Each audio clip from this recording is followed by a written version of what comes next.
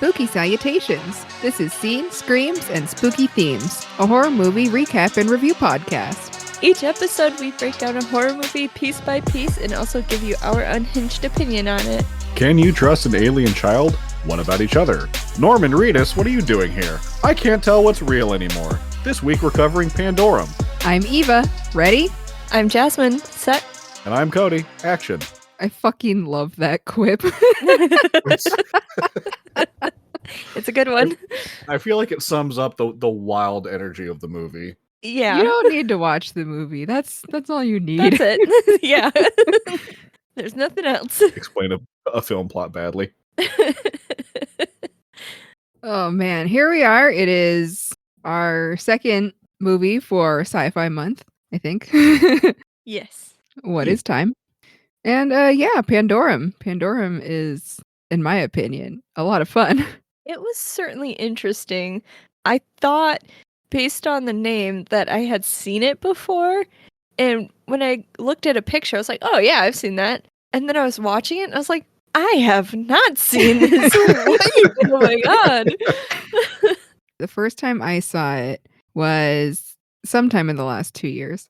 And I just remember I was browsing, I think Amazon Prime, just looking at horror movies, and the poster was pretty cool. It's got this arm with like these wires and shit coming out of it, and it's like Pandora. And I was like, all right. I read the description. I'm like, space? Okay, let's do it. And then it was not what I was expecting whatsoever. I think the first time I watched it, I was recommended to watch it by my partner. And yeah, I had no idea what I was in store for. I do specifically remember the last couple scenes, our TV started to die, and so the colors became absolutely nuts at the end, which I feel kind of enhanced my first viewing of it. Yeah. Because the lights were going nuts, the blues and greens scale were just all over the place, and it took me a while to realize that's not supposed to be in the movie. I thought it was like an insanity effect thing. Totally could be. It would be so good if that really did happen in the movie. That's so funny. All right, well, before we get into the recap itself, I don't have a question this week. Yeah, I did not prepare a question for this week. I can't think of anything that would be relevant to the movie other than like, have you guys ever been to space? What's your opinion on Katy Perry? I have never been to space, and I don't believe I will ever go to space. Here it's a great place. I'm afraid of space, and I don't see myself wanting to go there. Mm-hmm. So I guess this is the question now. Would you go to space? No. No. Oh, I would absolutely. Oh, I couldn't. It's too scary. Yeah. So another question. Would you go to space or the ocean? Like the deep ocean? Space. Space? I am so scared of deep water in the ocean.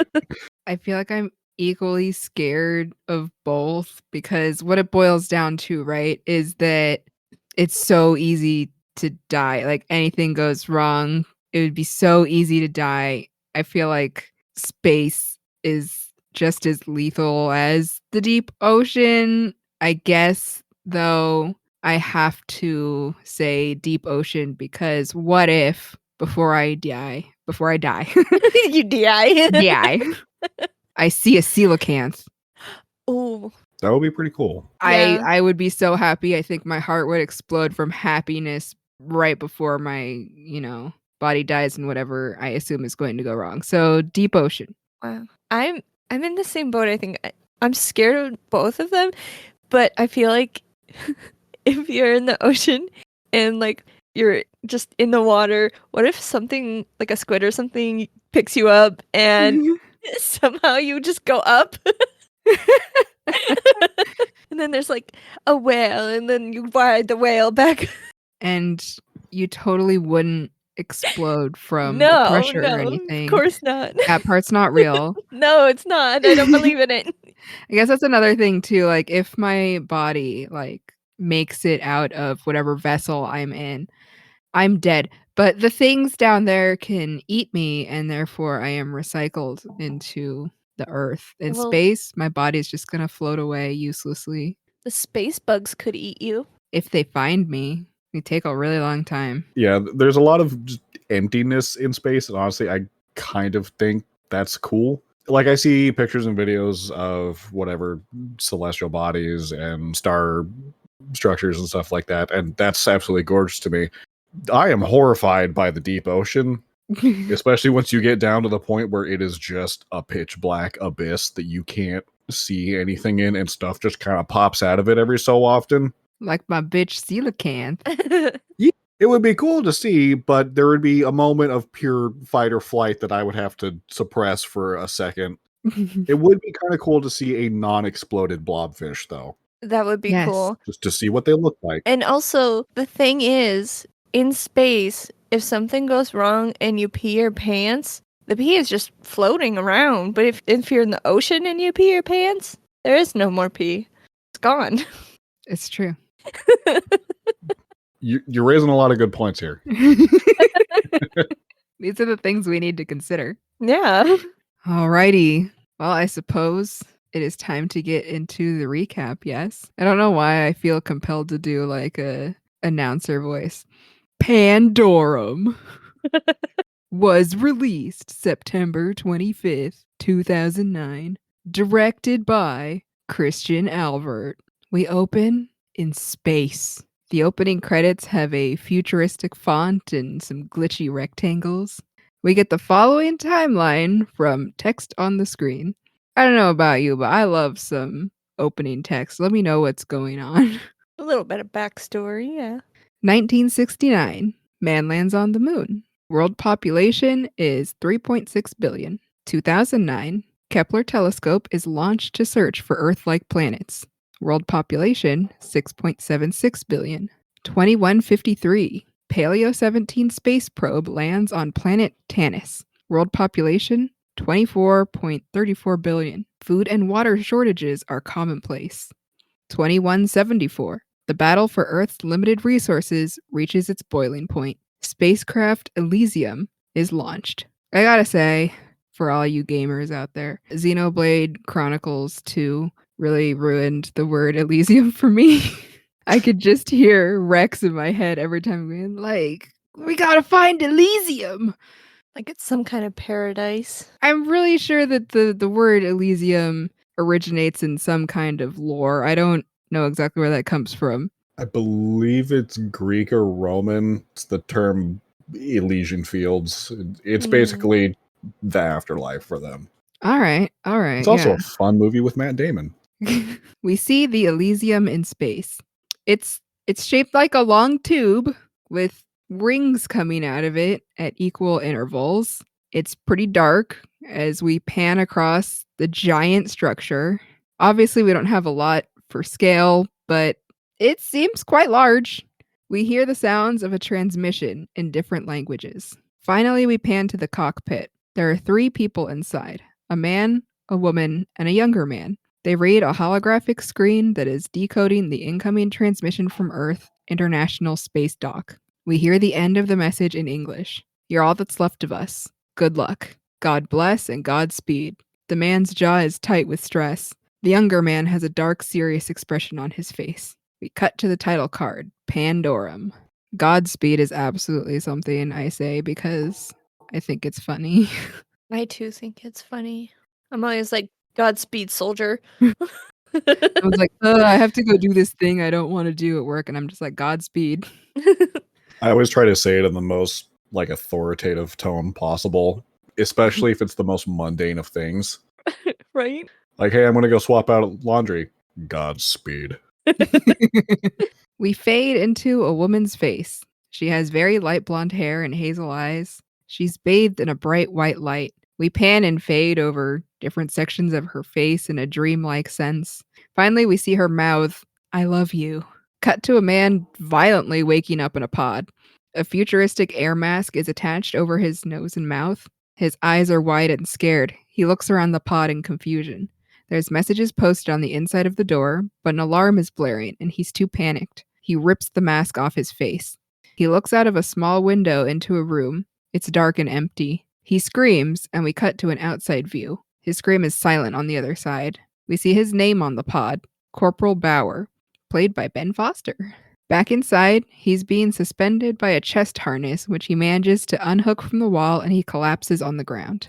The pod hisses open, and Bauer half crawls, half falls out. He's only wearing underwear, and his body is covered in a layer of jelly-ish, like wet, papery substance, clinging to him like a second skin. He pushes himself up and starts unhooking wires coming out of himself. There's like a very gross shot of him pulling out this long tube in his arm, and we can see it moving under the skin. I did not like that. Yeah, that was a rough one. I don't like that shit. It was gross. It's like a thick tube, like, ugh. Mm. He peels some of the goop off his face and body, then throws up. Suddenly, the few lights go out, leaving him in the pitch black. He cracks a large green glow stick and examines the room. There's an empty pod labeled Cooper, and there's a pod that's still occupied with a man, the name Peyton on the outside. He's spooked by the sound of his own pod closing. He looks at the door and whispers his own name, Bauer. He wipes a thick layer of dust off of a computer terminal, which is dead, and doesn't respond. He wipes off the symbol on the table as well, revealing the word Elysium. He notices that his hand is shaking uncontrollably. He finds his locker and opens it. He pulls like this cool little stool out of the ground. I don't know why it struck me so much, but I was like, I wish I had that like in my bathroom. I'll pull a stool out of the ground and then put it away when I'm done with it. It would be very convenient to just put stuff away like that. Yeah. Yeah. The future, man. He wipes and rips off the rest of the goo. He finds a tattoo on his left arm that reads FLT 005015. He stares at it questioningly for a moment. He dresses in his uniform. On the inside of his locker is a poster with like stretch poses, and it reads Hypersleep Disorientation Recovery Procedure. He reads aloud, in the event of mild memory loss resulting from extended hypersleep. He trails off. This doesn't seem mild. He also finds a picture. It's of the woman that we saw in his dream. He sits on the stool and looks at it. Cut to Bauer trying to open a large circular door, helpfully labeled Exit. He pulls a lever several times, but nothing happens. Power is still out. It also won't budge when he pushes on it. Frustrated, he walks to Peyton's pod and unlocks it. He pounds on the door, calling, Lieutenant! We see a shot from inside the pod looking out. His shouts and slamming, which we can visually see getting more violent, make no sound on the inside. He grabs a crowbar and starts to hit the window. It scuffs but won't break. Finally exhausted, he drops to his knees. Cut to Bauer using this very cool laser razor to shave. It's basically like a beam of light that zaps the hair off his face. I was like, I want that. Yeah. It would be so fast. Life would be so much easier. Suddenly the room rumbles and the lights surge. Sparks rain down and an alarm blares. Bauer whirls around with a small flashlight. Luckily, he was already done shaving. Unable to do anything, he sits on the ground and clasps his hands in front of himself, waiting for it to be over. The room powers down, and Lieutenant Peyton's pod hisses open, its occupant revealed. Peyton is played by Dennis Quaid, a man who, every time I see him in a film, I think to myself, oh my God, what happened to Tim Allen? He looks like he got in an accident or something. And then every time I'm like, no, that's not Tim Allen. That's the guy that I always think is Tim Allen. And then I have to look it up. And every single time it's Dennis Quaid. They have similar foreheads. And so then this time I was like, you know what? I'm going to Google to see if anyone else feels the way I do about Dennis Quaid and Tim Allen looking similar. Not close. Like, I seriously think to myself, like, oh my God, Tim Allen is aging really badly, or Tim Allen had facial reconstructive surgery. And yeah, everyone else is like, oh yeah, he looks like Harrison Ford. And I'm like, maybe, if you say so. I don't know about that.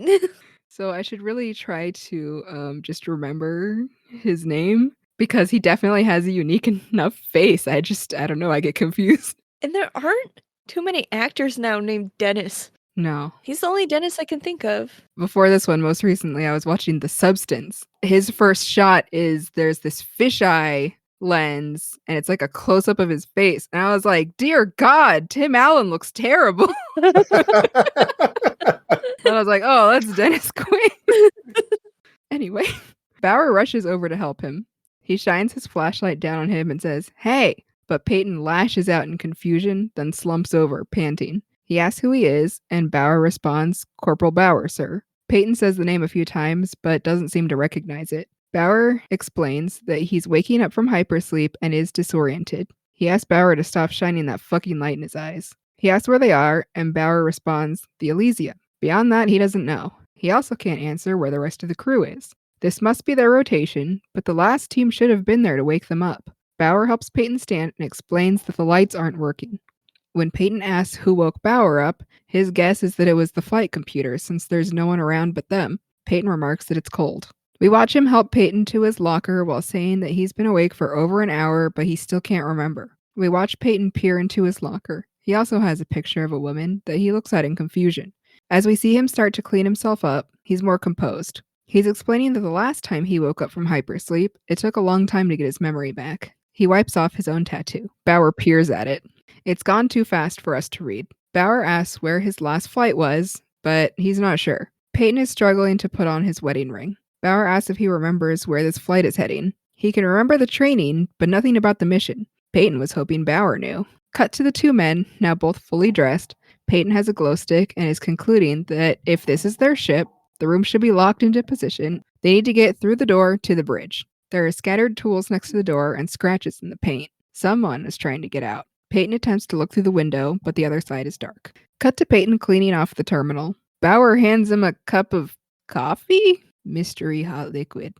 Space beverage. Bauer is saying that it's broken and they won't be able to connect with anyone. Peyton says they can at least get this to work. He pulls off an emergency panel and turns a hand crank until it lights up with power. Bauer laughs in relief.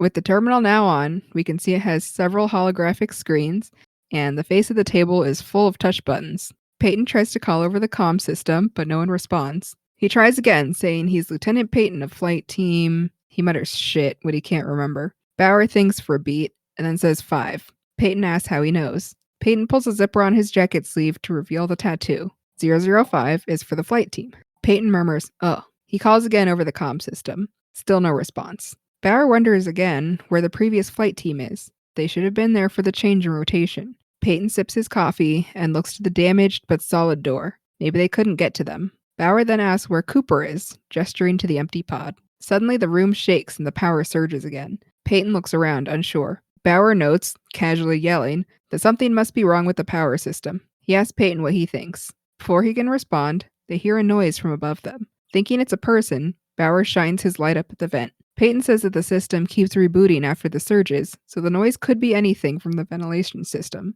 He thinks they need to get out of the room. He'd rather, quote, be up and out than stuck in the trunk, end quote. Now, all right. I don't think anyone wants to be in the trunk. No, I certainly don't. Maybe it's cozy. A little cramped in there, I guess, if that's your style. Can't stretch your little toesies. I don't know. I'm kind of weird. I have what's the opposite of claustrophobia? Claustrophilia. I love squeezing into tight little spaces. So, like when I do it at work, I love just goblin moding into a little hidey hole. We learn new things every day. Cut to Bauer testing their radio system, a microphone in the collar of his jacket. Peyton can read him. He stocks up on glow sticks, and Peyton helps boost him into the vent. He crawls with his flashlight, guessing that this is the way the second lieutenant came too. It's the only way out. It's pitch black in the vent, and the walls are covered in thick wires. Peyton tells Bauer not to worry. He just needs to take the first way out, then Peyton will guide him back to the room, and he can open the door from the other side. Bauer continues down the vent. No openings yet. Peyton reports that the surges are coming longer like Bauer predicted. I don't know when we're saying that he predicted that. Must have been off screen. Yeah, that was a private conversation that we were not witness to. Bauer says the reactor timing is offsetting the core. Okay, whatever that means. They don't really explain anything, which is totally fine. You don't need it in this movie, but it is very just, we're going to say science things, and you just go ahead and yes and us. And I'm like, all right. Science speech. Don't worry about what it means. He thinks it's trying to reconnect, but it won't until it's reset. All right. Peyton asks how he knows that. Bauer isn't sure, but he knows everything about the reactor. Peyton says it's the training. He guesses that Bauer is a technical engineer. Bauer comes to an intersection. He drops a glow stick down one end. It drops further and further until it can't be seen anymore. A spider suddenly drops down from the ceiling. Bauer watches it in interest as it scuttles away. And you know what I thought when I saw that spider? Yes.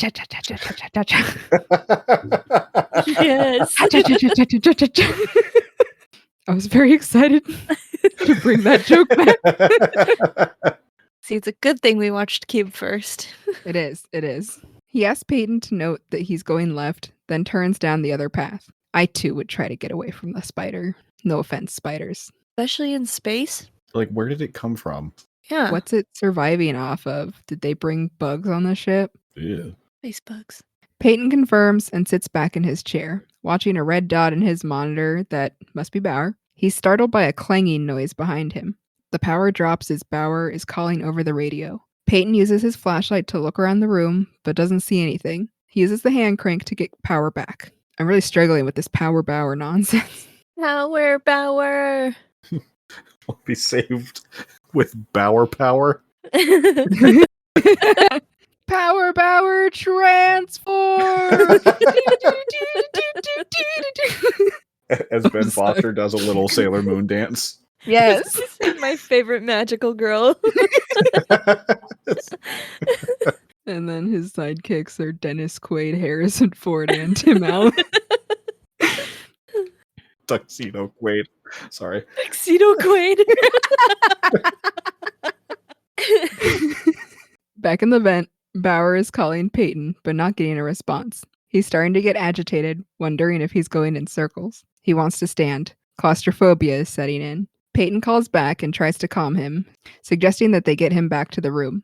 Bauer does not want to do that. He doesn't have room to turn around anyway. Peyton tells him to breathe and put his mind elsewhere. He shoots back, like where? Peyton cautiously tells him that he got the door open. Bauer freezes, saying, "You're fucking kidding me." A beat, and then Peyton chuckles. He was kidding. They share a laugh. Good one. I would not think that was funny. I'd be like, fuck you. Peyton keeps talking him through this. He reminds him that he's been in hypersleep for 8 years, so a little longer in the shaft won't hurt him. Bauer asks how he knows it was 8 years. Peyton recalls the rotations were supposed to be for 2 years. If they're Team 5, then it must have been 8 years since the flight started. Peyton is trying to remember what their mission was. He strokes the Elysium symbol. He's not sure, but he knows that they were special picks. The flight was important. In the vent, Bauer suddenly stops. He realizes that he's at an angle. He falls through the vent, sliding on the wires. He hits a vent opening grate face first. Peyton calls him over the radio, but he's still too stunned from impact. He manages to get a glow stick out of his pocket and cracks it open with his mouth. Open? On? On. Cracks the glow stick on. I don't know. That's such a weird one. I think you would just say he just cracks the glow stick. He cracks the glow stick up. He tells it a very nice joke.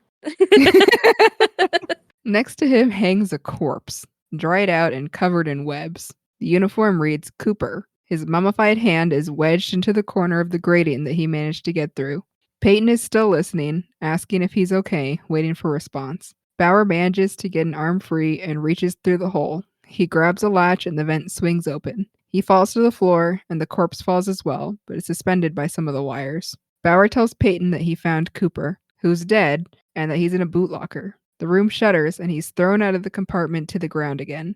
He groans and says, "Make that an overhead compartment." He realizes that he's only getting static out of his radio now. The two call each other, but can't make contact. Bauer manages to force open the locker room door. He peers down the hallway. It's dark and abandoned. He puts down a glow stick and starts walking, testing his radio to no avail as he goes. Peyton is doing the same. Bauer stops, hearing clanging noises. He investigates and sees a woman trying to pry open a door. He calls to her and starts running over just as a surge starts, shaking the hallway. He shouts that he needs to talk to her and rounds a corner. A figure is standing in the hallway. Bauer asks her not to run again. He doesn't care if she was stealing. He just has a few questions. He approaches with his light. He asks how she's awake, but the figure doesn't answer or move. He asks if she's fucking deaf. He lifts the flashlight, and it's not the woman. It's a male corpse, hanging, skin blue, tongue lolled out and swollen. His gut is slashed, too. Bauer examines the corpse, following the wire around his neck and seeing it was attached to some kind of pulley system. As he's distracted, the woman suddenly drops from the ceiling, kicking him over. They grapple, but she's far more nimble and quickly gets the upper hand. She climbs on top of him and runs a knife down his neck, whispering something in German. Bauer freezes, but he doesn't understand what she said. She tells him not to move and starts going through his pockets. He tells her he's part of the flight crew, but she elbows him in the face and repeats to not move. He tries again, but she's not listening. He notices her feet are simply partially wrapped in cloth. She tells him to take his shoes off. He looks at her in confusion, but she threatens, "I'll gut your ass." We love a girlie who takes no nonsense. Girl boss. Brandishing her knife again, Bauer slowly rises to a sitting position and starts to take off his boot. But suddenly down the hallway comes a deep, throaty scream. He glances down and sees a small blue light. When he looks back, the woman is already gone. He stands and the screams start coming from the other direction as well. They escalate to snarls and growls. The hanging corpse behind Bauer is yanked up. He shines his light up and can make out something pale-skinned that seems to be eating it. He runs. As he runs back the way he came, he sees several large humanoid figures who have the blue light with them. He gets back to the boot locker and smartly kicks his glow stick away to not draw attention to the room. He waits in the shadows and the figures run past. He waits a beat and then peeks out into the hallway. One of the figures is examining the glow stick. It's crouched on all fours. It's wearing metal armor with pieces that jut out of its back. The light is a blue flame on the end of a staff to be used like a spear. It stands and uses its spear to poke at the glow stick. It screams, and we see more of it. It has no hair. Its skin is white, but glows blue with the light. Its face and body are humanoid, but twisted. Basically no nose, pointed ears, skin pulled tight on its face, black eyes, sharp teeth, and a mouth covered in blood. Bauer recoils back into the room in horror. It screams, and he can hear the others call back. Bauer can hear it coming. It enters the room and looks around. As it snarls, blood or some other substance pours out of its mouth. That was really gross. Oh, it was gross. I don't like these guys. I don't. No, I'm not a fan. Bauer watches from the overhead compartment. Peyton's voice calls over the radio. Bauer grabs it to shut it off, breathing hard and sweating. The thing leaves. Except it doesn't! Bauer covers his mouth as the thing stabs through the compartment with the knife side of its spear. It stabs again and pierces Cooper's corpse and drags it out. It takes the body and leaves the room. Bauer breathes heavily as Peyton calls to him again. Cut to Bauer still hiding, talking to Peyton.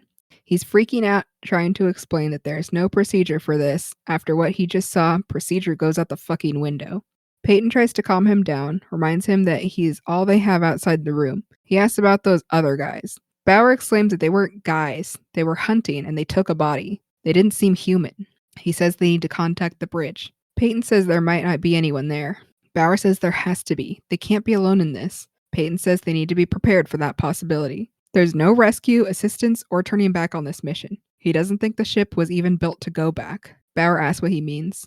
Peyton says this isn't a normal mission. They aren't collecting data or hauling cargo. He pauses, remembering. They are the cargo. 16,000 people on a one-way trip.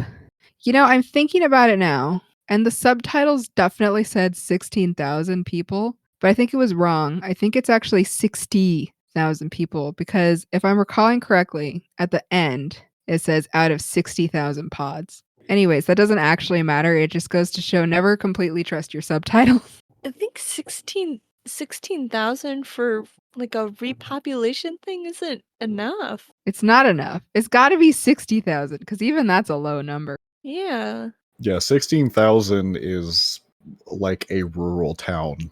Bauer leans his head back, remembering. Tanis. Fade to a young boy with Bauer's blonde hair and green eyes. He watches a screen as a reporter tells us that 45 million people watched the first images of Tanis being sent from the Populus probe. Tanis is the only known Earth-like planet in existence, and these images are exceeding expectations. The planet has water and favorable temperatures, but can it support Earth life? The boy is dwarfed by the screen that shows footage of the landing. Behind him, a woman places her hand on her husband's shoulder. He rubs her hand encouragingly. A plant. Tanis has life. It needs to be verified, but this is a monumental discovery. Fade back to Bauer in the ship. He remembers now that they are a settler's vessel. Elysium was a one-way ticket. We see another image of the woman from the beginning. She's laying on a bed and Bauer is standing next to it. She looks up at him. Bauer wonders how he could have ever left her. His memory self utters, "How could I have done that?" He walks up to the bed and she smiles at him. He says, "I loved her." Peyton brings him back to reality, saying they need to get to the bridge before the things rip the ship apart. Bauer is still thinking and asks Peyton where his wife is. Peyton doesn't know what he means. Bauer remembers that the husbands and wives weren't left behind. They're somewhere on the ship. With a new purpose, Bauer creeps out of hiding. The hallway is now clear. He tells Peyton that he needs to find his wife before those animals do. Peyton immediately thinks this is a bad idea. Bauer insists that he remembers there were thousands of passengers that weren't part of the development team. It was their families. Peyton tells him the ship is too big and Bauer has no idea where their wives might be. They need to focus on getting control of the systems and then they'll be able to find them. Save the ship means saving the wives. Bauer finds a security locker. It has non-lethal anti-riot guns stored. Peyton notes that close up they'll still do some damage. The locker scans Bauer's tattoo to give him access to the gun. As it powers on, it displays his number. It attaches to his wrist with a trigger he can hold in his hand. It also has a flashlight. Peyton works on finding a pathway that avoids security doors that can't open without power. Bauer tells him to get him to the reactor so he can reset it manually. Peyton is impressed he can do that. He tells Bauer it's a long way and they'll have to do a lot of sidestepping, but it's possible. Bauer jogs down the hallway. He comes to an intersection and asks which way to go. Peyton isn't sure yet. Bauer spots someone run across the hallway in front of him. Spooked, he ducks down a different hallway and hides. He notices his hands shaking again. He asks Peyton, Pandorum. And that's the end of the movie! Roll credits. We're done here. Pandorum. Have you ever felt the symptoms? Peyton's face is tense. He asks of all the things to remember, why that? He asks if he's talking about the Eden mission, and seems irritated to have been reminded of the, quote, biggest fucking catastrophe in space travel. The flight cautionary tale from hell. Bauer can only remember some kind of hypersleep malfunction. As they talk, he climbs a ladder in a small tunnel. Peyton tells the story, and we see flashback images of the event. 2 years into the flight, one of the Eden officers had a psychological breakdown. Doctors called it ODS syndrome, but pilots call it Pandorum. We see a man shove another man into a hypersleep pod. He screams and pounds on the inside of the door, but it won't open. Another officer is spasming on the floor from a nasty head wound. The officer had become convinced that the flight was cursed, evil. We watch him activate the fail-safe override. He evacuated the ship, launched every pod into oblivion. And they should all just be grateful that they got a free copy of the Oblivion remaster that we were all waiting for. Oh, God. Also, possibly, maybe some of them woke up in a cart to a man saying, "You're finally awake."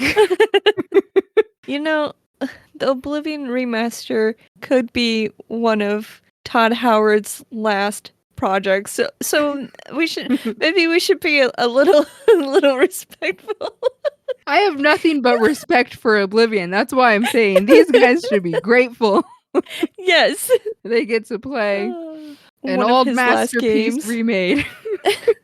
I could not help myself as soon as he said Oblivion. I was like, ha!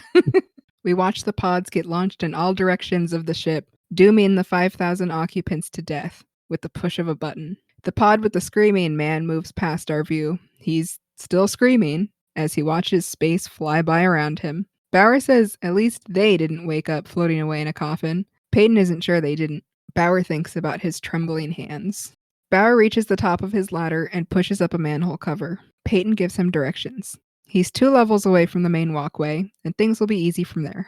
Bauer starts to walk down the hallway, not seeing another man climb out of the manhole behind him, dressed in black. Bauer notes that something's not right. When Peyton asks what he means, he says he's not sure if he's hallucinating, but he's seen this before. He points his flashlight down the hallway, and there's another hanging corpse.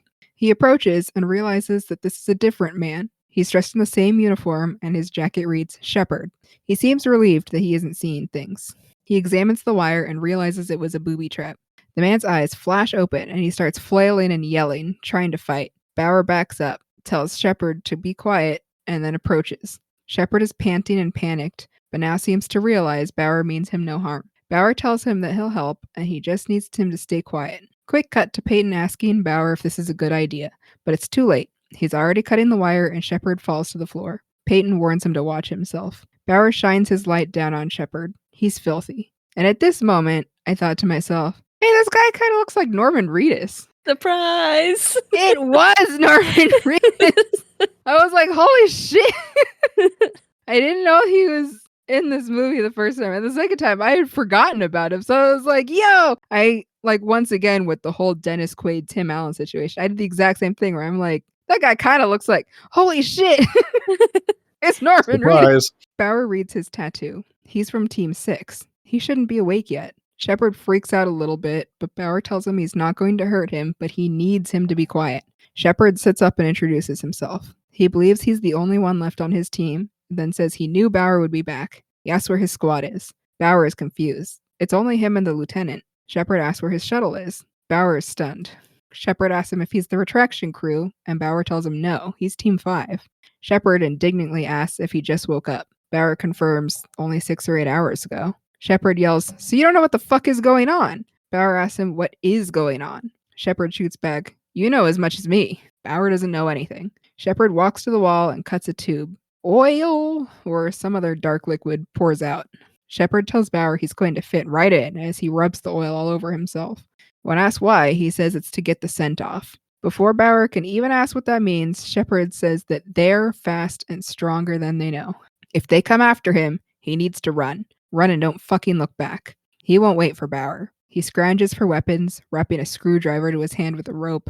Bauer is trying to ask who they are. Shepard says he can't help him. They hear a clang down the hallway. Shepard jumps and raps faster. Over the radio, Peyton tells Bauer he needs to tell that asshole he has a direct order. Bauer cuts him off by telling Shepard that he's still an officer of the ship and his CO is giving him an order. Shepard scoffs, replying he's late. There is no fucking CO on this ship. With a fuck you, Shepard starts to walk away, only to be stopped by the sounds of more deep, throaty screaming down the hallway. They freeze. Down the hallway, they hear the monsters and see the blue light. Bauer holds up his anti-riot gun, but Shepard tells him it won't save him. He stands his ground as the monsters start down the hallway, visible now. Peyton over the radio tells him to get out of there. He still doesn't move as the monsters start sprinting toward him. Then finally, he decides better, turns and sprints. The monsters give chase. Shepard runs into a big storage room. There's a lot of spaces on this ship, on this spaceship, that are just giant rooms with no obvious function because we are not the space engineers. So I don't know, I'm guessing. Yeah, I'm not even a regular engineer, so I couldn't even begin to guess. I can't handle the math. No. Shepard leaps over a hole in the ground and hides. Bauer doesn't make the jump. He clings to the edge but can't pull himself up. He falls down but is unharmed. He watches as monsters jump over the hole, unaware he's inside. He looks around and sees Shepard hiding a little ways off. Shepard gestures for Bauer to leave. But as Bauer watches, suddenly a wire is hooked around Shepard's throat and he's dragged off. A large monster jumps from above, holding the other end of the wire. Shepard is hoisted into the air, flailing. Bauer can see the monster holding the wire, hanging right in front of him. He powers on his gun and fires, but turns out he's behind a pane of glass, so it just bounces off harmlessly. Is the glass really that clear that you can't tell that there's a piece of glass there? They must have been using Windex. Is Bauer a bird? Yes. Isn't there a Bauer bird? Isn't that a thing? That is a thing. So. He is a bird. The monster twists to face him. This one has the same pale skin, but his face has a gap where his nose should be. It basically creates a seam through his head. Below, the other monsters stab Shepard and start to feast on him. Bye-bye, Norman. Here in a second, gone in a second. What's that quote? The Reedus that burns twice as bright, burns half as long. Yes. Never heard this before. I mean, it's not the actual quote. The actual quote is the candle that burns twice as bright as twice as long. I have heard that one. I was just thinking of like she came in like a storm, but that was way better. 10 times better. You know, out of curiosity, we looked up Norman Reedus earlier and we found out that he has a son named Mingus. Named what? Mingus. Mingus Reedus. Mingus Reedus. That can't be real. It is real. He named him after a pianist named Charlie Mingus. Why name your kid Mingus and not What? Charlie? Yeah, like, are you trying to get your kid beat up at school? I think his middle name was Lucian, so Yeah. Mingus Lucian Reedus. It really rolls off the tongue. My God. The I'm tungus. so sorry to this guy. He's not a kid anymore. We are not bullying a child. I just cracked myself up with tungus. Oh The man. more you Okay. know. The hanging monster studies Bauer and then starts to climb up. We assume he's trying to find a way to get to him. Peyton yells over the radio for him to run and he takes off. There are more monsters chasing him now. He sprints down a room but trips, his foot caught in a wire. The fall plunges him through the doorway and hurtling down a large drop. Luckily, the wire on his foot stops his fall. He swings through another doorway and clings to wiring on the ceiling, looking for a way to safely get down. Peyton watches his dot on the monitor. Suddenly, Bauer is pulled. The monsters have his wire and are pulling on it to get him back up. He's powerless. A man runs from the other side of the hallway. I'm sorry. You could say he's powerless. Well, yes, you could say that. A man runs from the other end of the hallway. He flips through the air and cuts the wire with a spear. Bauer drops into that hallway. The man grabs him and drags him through a door. He cuts some wires with the spear and the door shuts behind them. The man stands over Bauer and points his spear at him. He asks him a question, but in Vietnamese. This is the man we saw following Bauer out of the manhole earlier. He's wearing basically a black hooded vest, no sleeves to show off muscular tan arms. He has some fabric wrapped around his arm to hold a flashlight, black pants and shoes. It's very sci-fi scrounger punk, I gotta say. All right, so he never gets the opportunity to properly introduce himself, as this man is Vietnamese and only speaks Vietnamese, and therefore I have to guess on how to say his name, but I believe it is Mang. It is credited as MANH, but to my understanding, in Vietnamese, the ANH at the end of a name kind of makes an ang sound. So I'm going to be guessing, and if I am incorrect, I'm very sorry, but I did try. I looked up Vietnamese names to try to get it right because, again, he doesn't really get to say it in the movie. I think he is saying it at one point, but I'm not really sure because I don't speak Vietnamese and that part was not translated. If anybody knows, please tell us. Please tell I'm us. curious. And I'm sorry. Anyways, Mang is played by Kung Lee. I'm sorry, I'm not entirely sure because I looked him up too. He is a famous fighter. He hasn't been in too many films that I was able to see, but I did try to look up interviews with him to see him say his own name, and I didn't find any. Everyone just introduced him as Kung Lee, and I'm like, I that's very Americanized pronunciation, but he didn't correct them either. So I don't know. I'm really trying. Mang asks another question and removes his hood. Bauer is silent. Mang uses his spear to cut Bauer's sleeve, revealing the tattoo. Another question. Bauer just whimpers that he doesn't understand. Mang picks up the anti-riot gun that had fallen and hands it to Bauer, who slowly takes it. He cradles it for a moment and thanks him. Mang moves his spear and lets him up, speaking again. Bauer keeps trying to explain that he doesn't understand. Frustrated, Mang shows him his tattoo. It reads AGR 012. Couldn't read the last numbers, but that's besides the point. Bauer realized he was part of the agriculture team. Mang points to Bauer's uniform. He tries to explain that yes, he's flight crew, but he's not in charge. He's trying to figure out what happened to the ship. Mang parrots back, ship. Bauer nods and tells him that he's going to the reactor. Mang mimics reactor, and Bauer nods again. But he doesn't want Mang to come. He wants him to wait here for the safety to re-engage. Bauer will handle this. We see him leave Mang behind. It's also just kind of rude because Mang's trying for his damn life. He's saying ship, whereas, Bauer's not trying at all. Mm-hmm. And then Bauer's just like, yes, ship. And it's come on, guy. I wanted to fight him in this moment. I was like, Bauer, come on. Don't treat him like a child. He's just said reactor, and you're not trying to speak Vietnamese at all. Cut to Peyton hitting the door with a large metal tool. It doesn't do anything. He hears something behind him. He looks around with his flashlight. The sounds turn to growling. He calls out asking if it's Bauer, but he knows it's not. Hearing the noise in the vent, he closes it and blocks it. Something drips on the ground. His nose is bleeding. He wipes it and keeps looking around. The terminal powers down. Back to Bauer making his way through the ship with a blue glow stick. He finds piles of garbage and clutter in a housing container. He opens the back of the container, and it also opens to a giant hole of nothing. The containers are all stacked haphazardly, and this one is decently high up. Someone swings down from the top of the container and knocks him over. It's the woman from earlier. They grapple, but Bauer is larger and stronger. He easily gains the upper hand this time and slams her head into the cabinets and knocks her down. She manages to push them both out the door. Bauer falls and lands on another container, not far enough down to be majorly injured, but certainly in pain with the wind knocked out of him. She's more nimble and jumps, almost floating, from container to container until she's over him. You can so tell that they're just, zipping her around with a wire. Do you think that would be fun?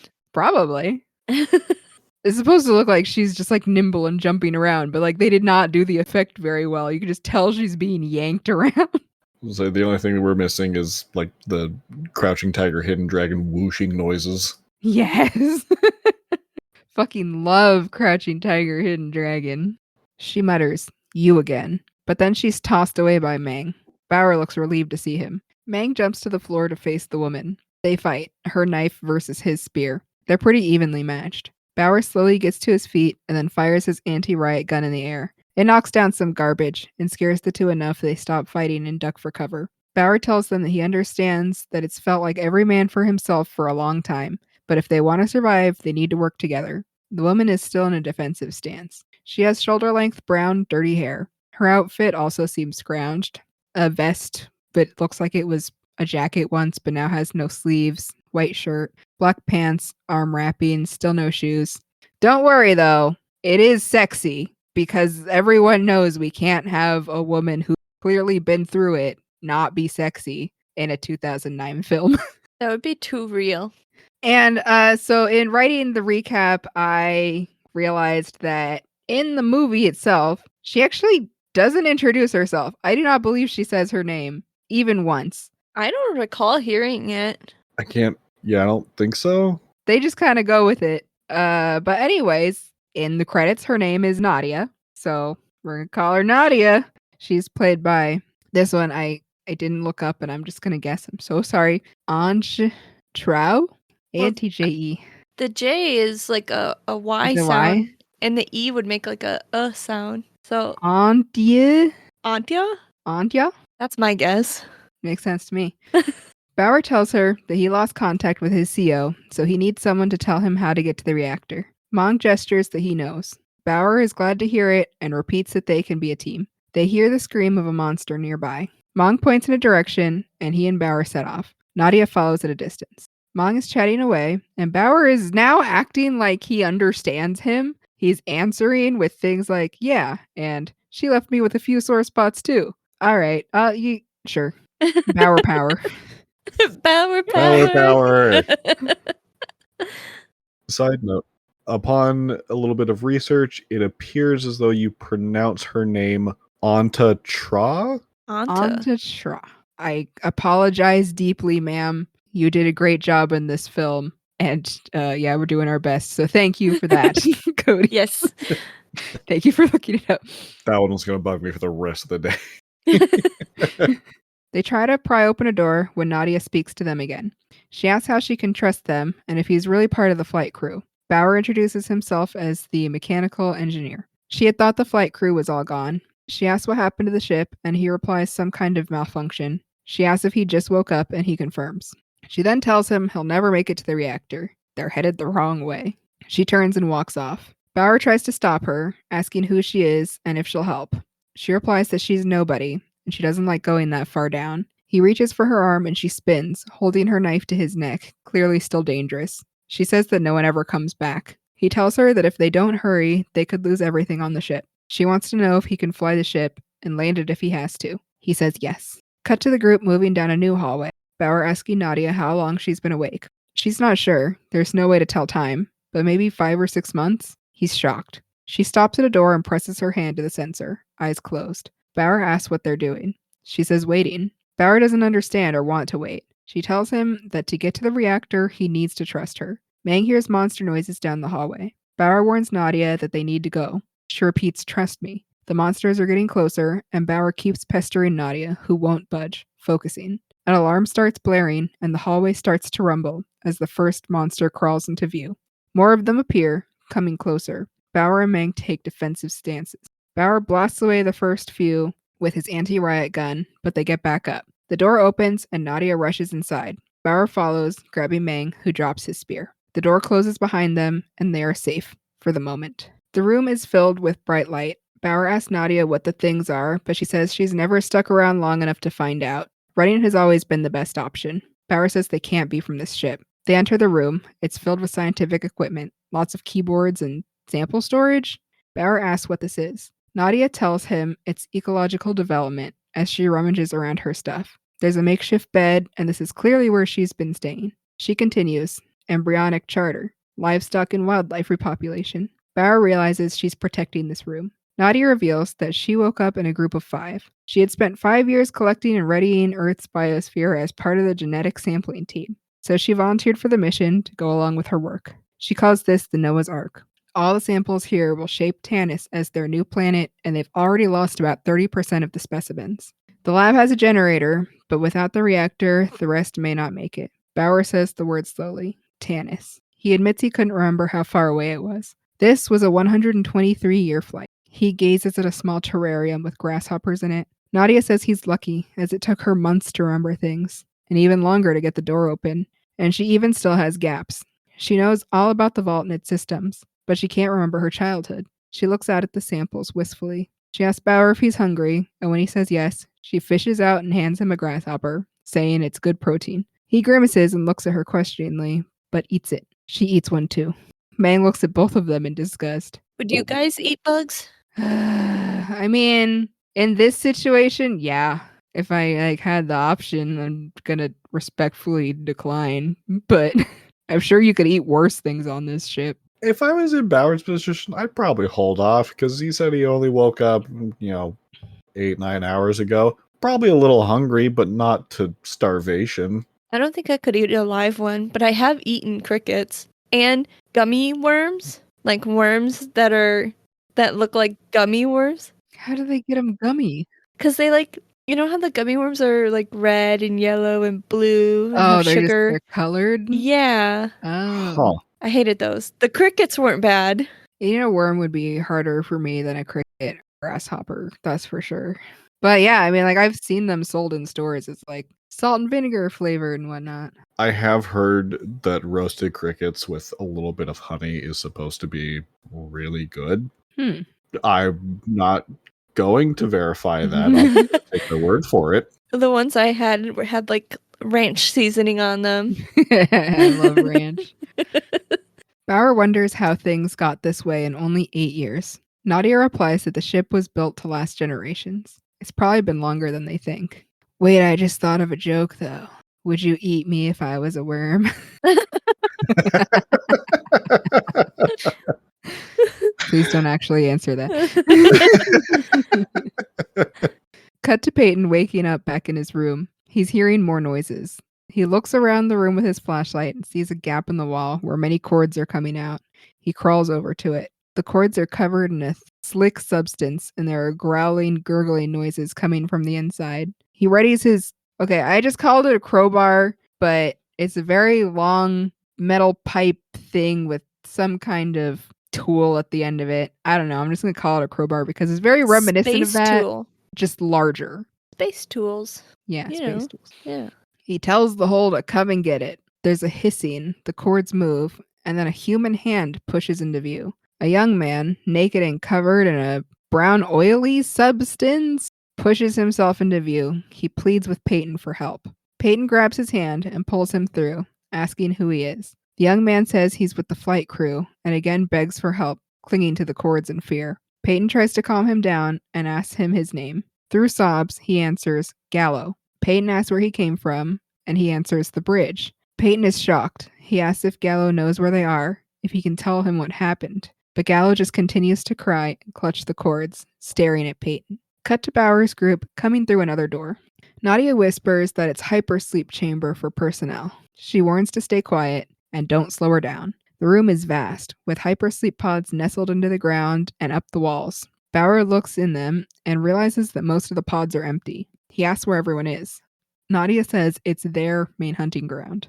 Bauer peers into one of the occupied pods and has a flashback of his wife.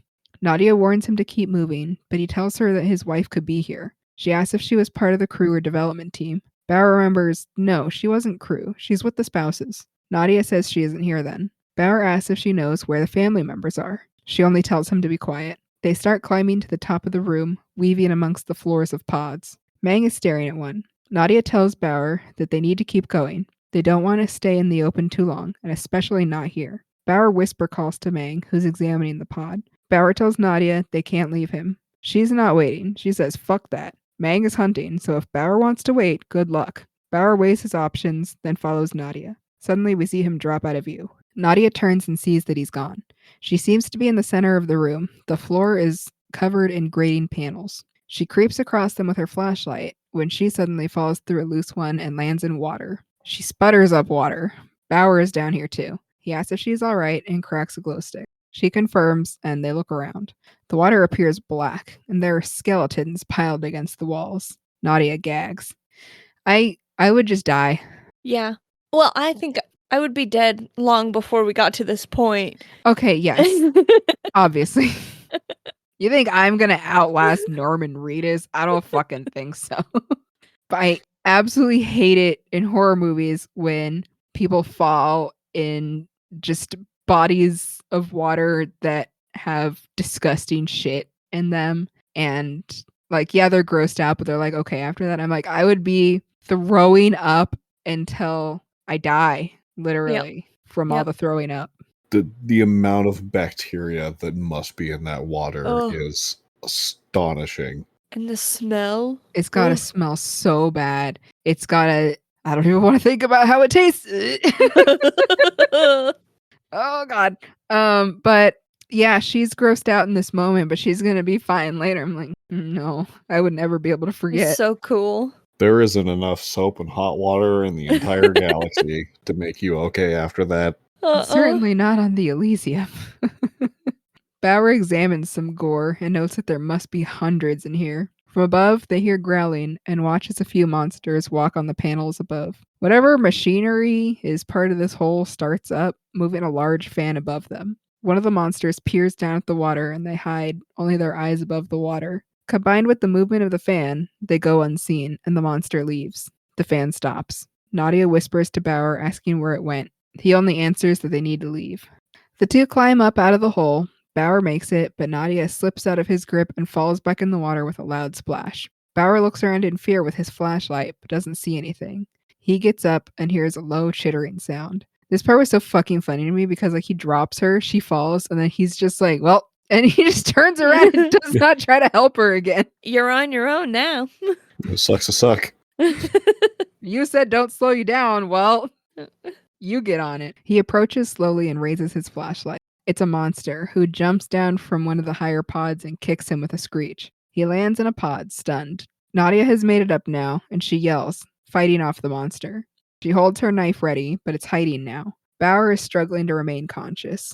The monster was above Nadia on the machinery. We see it perched and then jump down on her, knocking her over. It grabs her by the head to flip her around, but Bauer is conscious again. He jumps out of the pod and tackles the monster. They grapple, and the monster throws Bauer across the room again. He lands hard next to a pipe, which he wrenches out of the machine and uses to smack the monster across the face. Unfazed, it hits him again, and he's once again thrown across the space, this time landing close to Nadia. He chokes in pain. Mang jumps into the fray, slashing the monster with a large knife, deep enough that it gets stuck. The monster stumbles back, but then yanks out the knife. Don't do that. Don't yank out the knife. Remember, everyone. Well, if you put it into an alien, then you can. That's true. Yeah. It roars. Mang unsheaths the second knife, and they run at each other. The monster throws Mang, who lands close to Bauer, the wind knocked out of him. The monster roars again and jumps down to them. Nadia slashes it across the gut with her knife, but it knocks her down. Bauer hits it in the head with his pipe, and it knocks him down. Guess what happens to Mang? It knocks him down. Surprise! I get knocked down, but I get up again. This continues for a little bit. Nadia even chops off his hand, and it doesn't relent. Finally, Bauer manages to stab it deep in its chest, and it collapses. The three continue to stab it over and over to make sure it's dead. Then they hear a creak above them. It's the large monster with the gap in its head where its nose should be. He's watching them.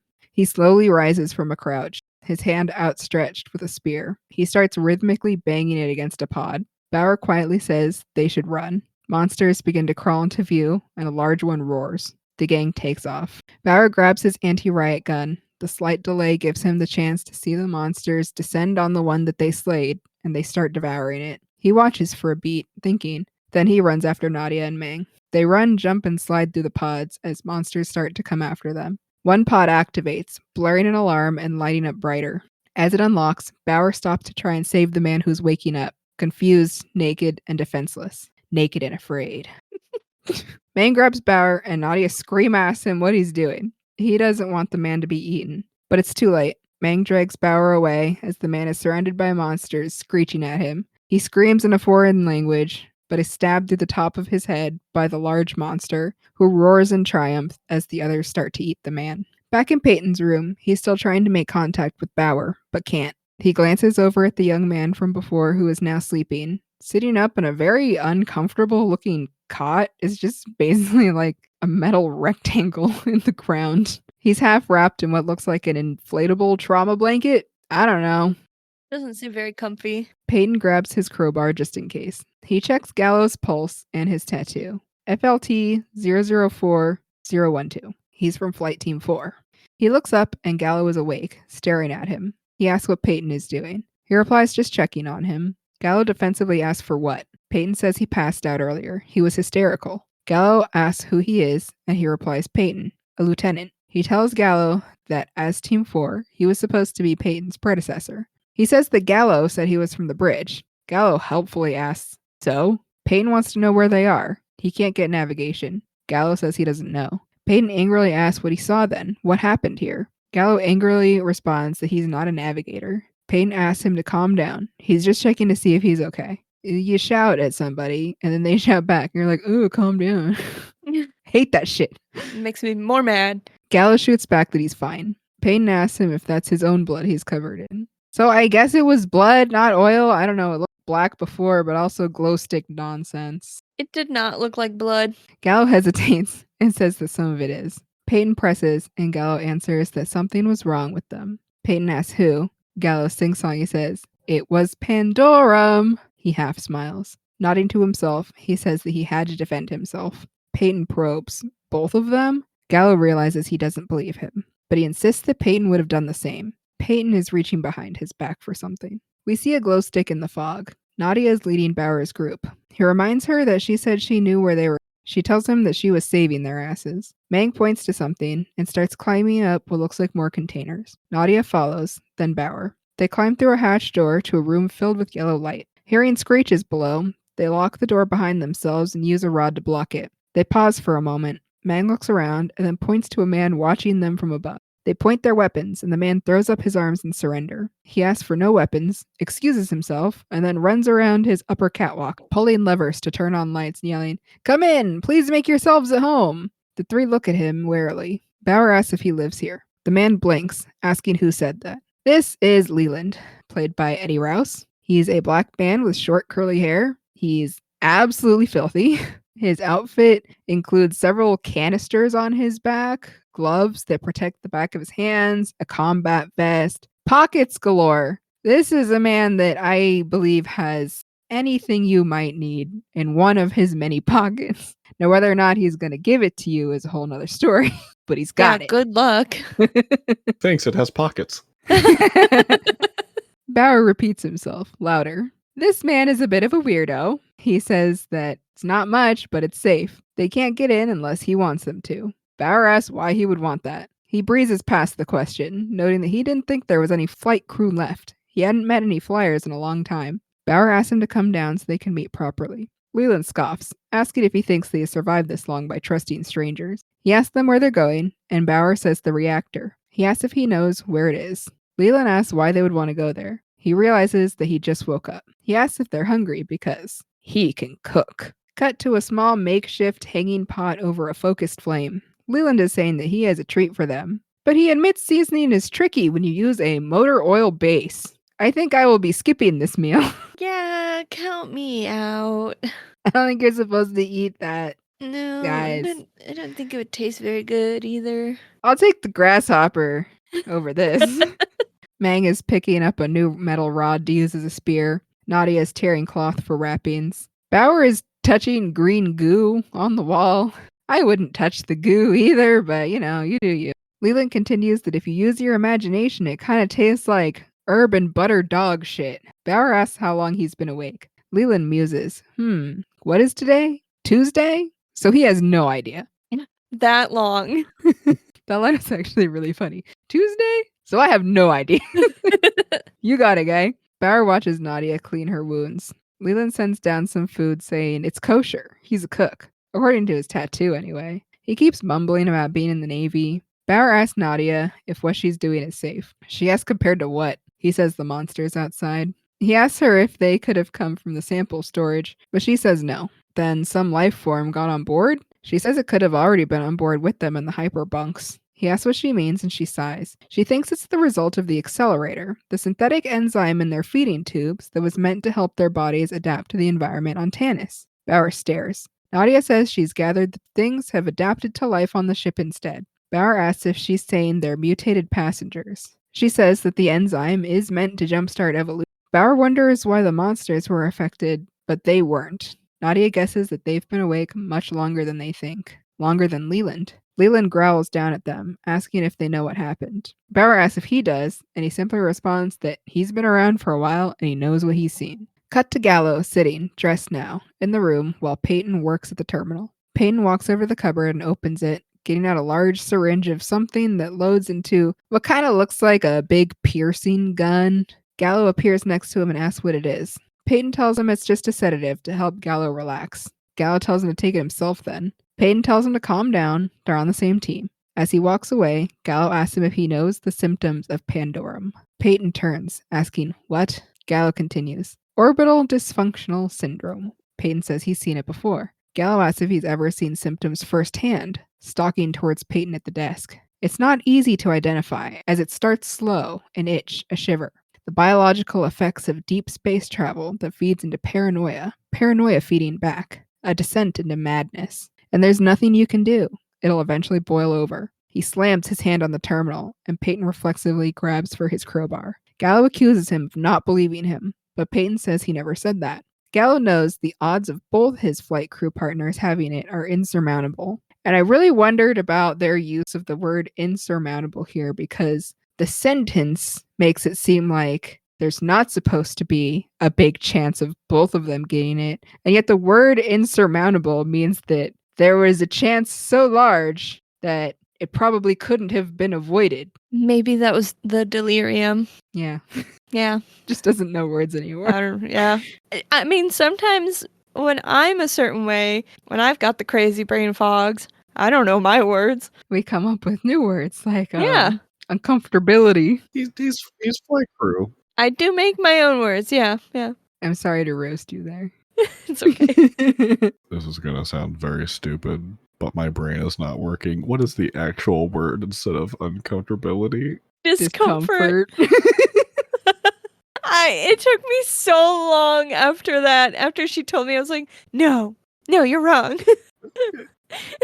In Jasmine's defense, people do use that word. It's just not a real word, but everyone, like, if you use it, everyone's gonna get what you mean from context clues and everything. It has meaning. It's like 8. Yeah. It's just not a dictionary word, but lots of words we use aren't. So, but yes, the word discomfort is supposed to be what it is. Thank you. I knew uncomfortability wasn't the right word, but for some reason I was drawing a blank. And you know what? The dictionary is pointless. They put yoink in the dictionary some years back. Yeah, they put that's an official word now. And they changed the definition of literally to the way that it's used as an emphasis instead of its actual definition.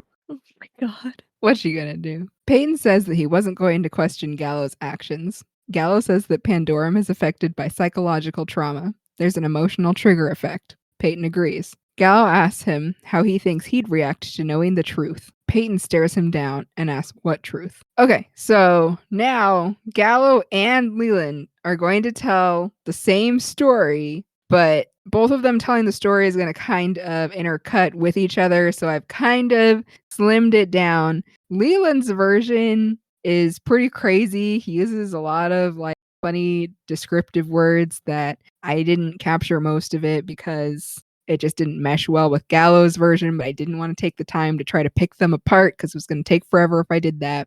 Also, have to mention that Leland's version comes with pictures. He has scratched murals into the wall, and they are very creepy. And so our group is looking at those murals as he tells the story. It's very like folk story, Yeah, Leland's like version. tribal legend type thing. Yeah. So the launch of the Elysium was momentous. The biggest accomplishment of man and Earth celebrated their trip. On the ship, the passengers all slept deep in hypersleep, which left only, here's a fun quote from Leland, 3 little Indians to mind the store. I was like, we probably wouldn't write it that way in this, the year of our Lord 2025, but it is No. funny.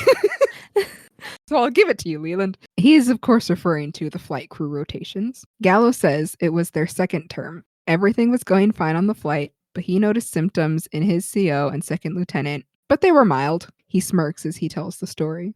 But then they got the transmission. Leland has a copy of Earth's last transmission. He turns a crank, and the warped voices echo creepily until they get up to speed. We hear the same words as the beginning of the movie. You're all that's left of us. We see a flashback and realize Gallo was one of the men on the bridge, listening. Earth is gone. They don't know how, but it couldn't be picked up anymore in scans. And it doesn't matter how. Gallo's team members didn't take the news well. He wanted to wake the primary crew, but the second lieutenant was already over the edge. Leland reveals one of the flight crew murdered the others. Gallo wrings his hands as he recalls, shouting that he had no choice. Leland says the remaining member decided to become king of the ship. He would wake people up on a whim, banish people to the cargo hold, who then had to scavenge, fight, and resort to cannibalism to survive. Nadia, Bauer, and Meng all suddenly start to cough and lose balance. They're losing consciousness. The food was poisoned. Leland says the evil grew on the ship. The king, bored and grown up now, went back to sleep, leaving the awake survivors to suffer.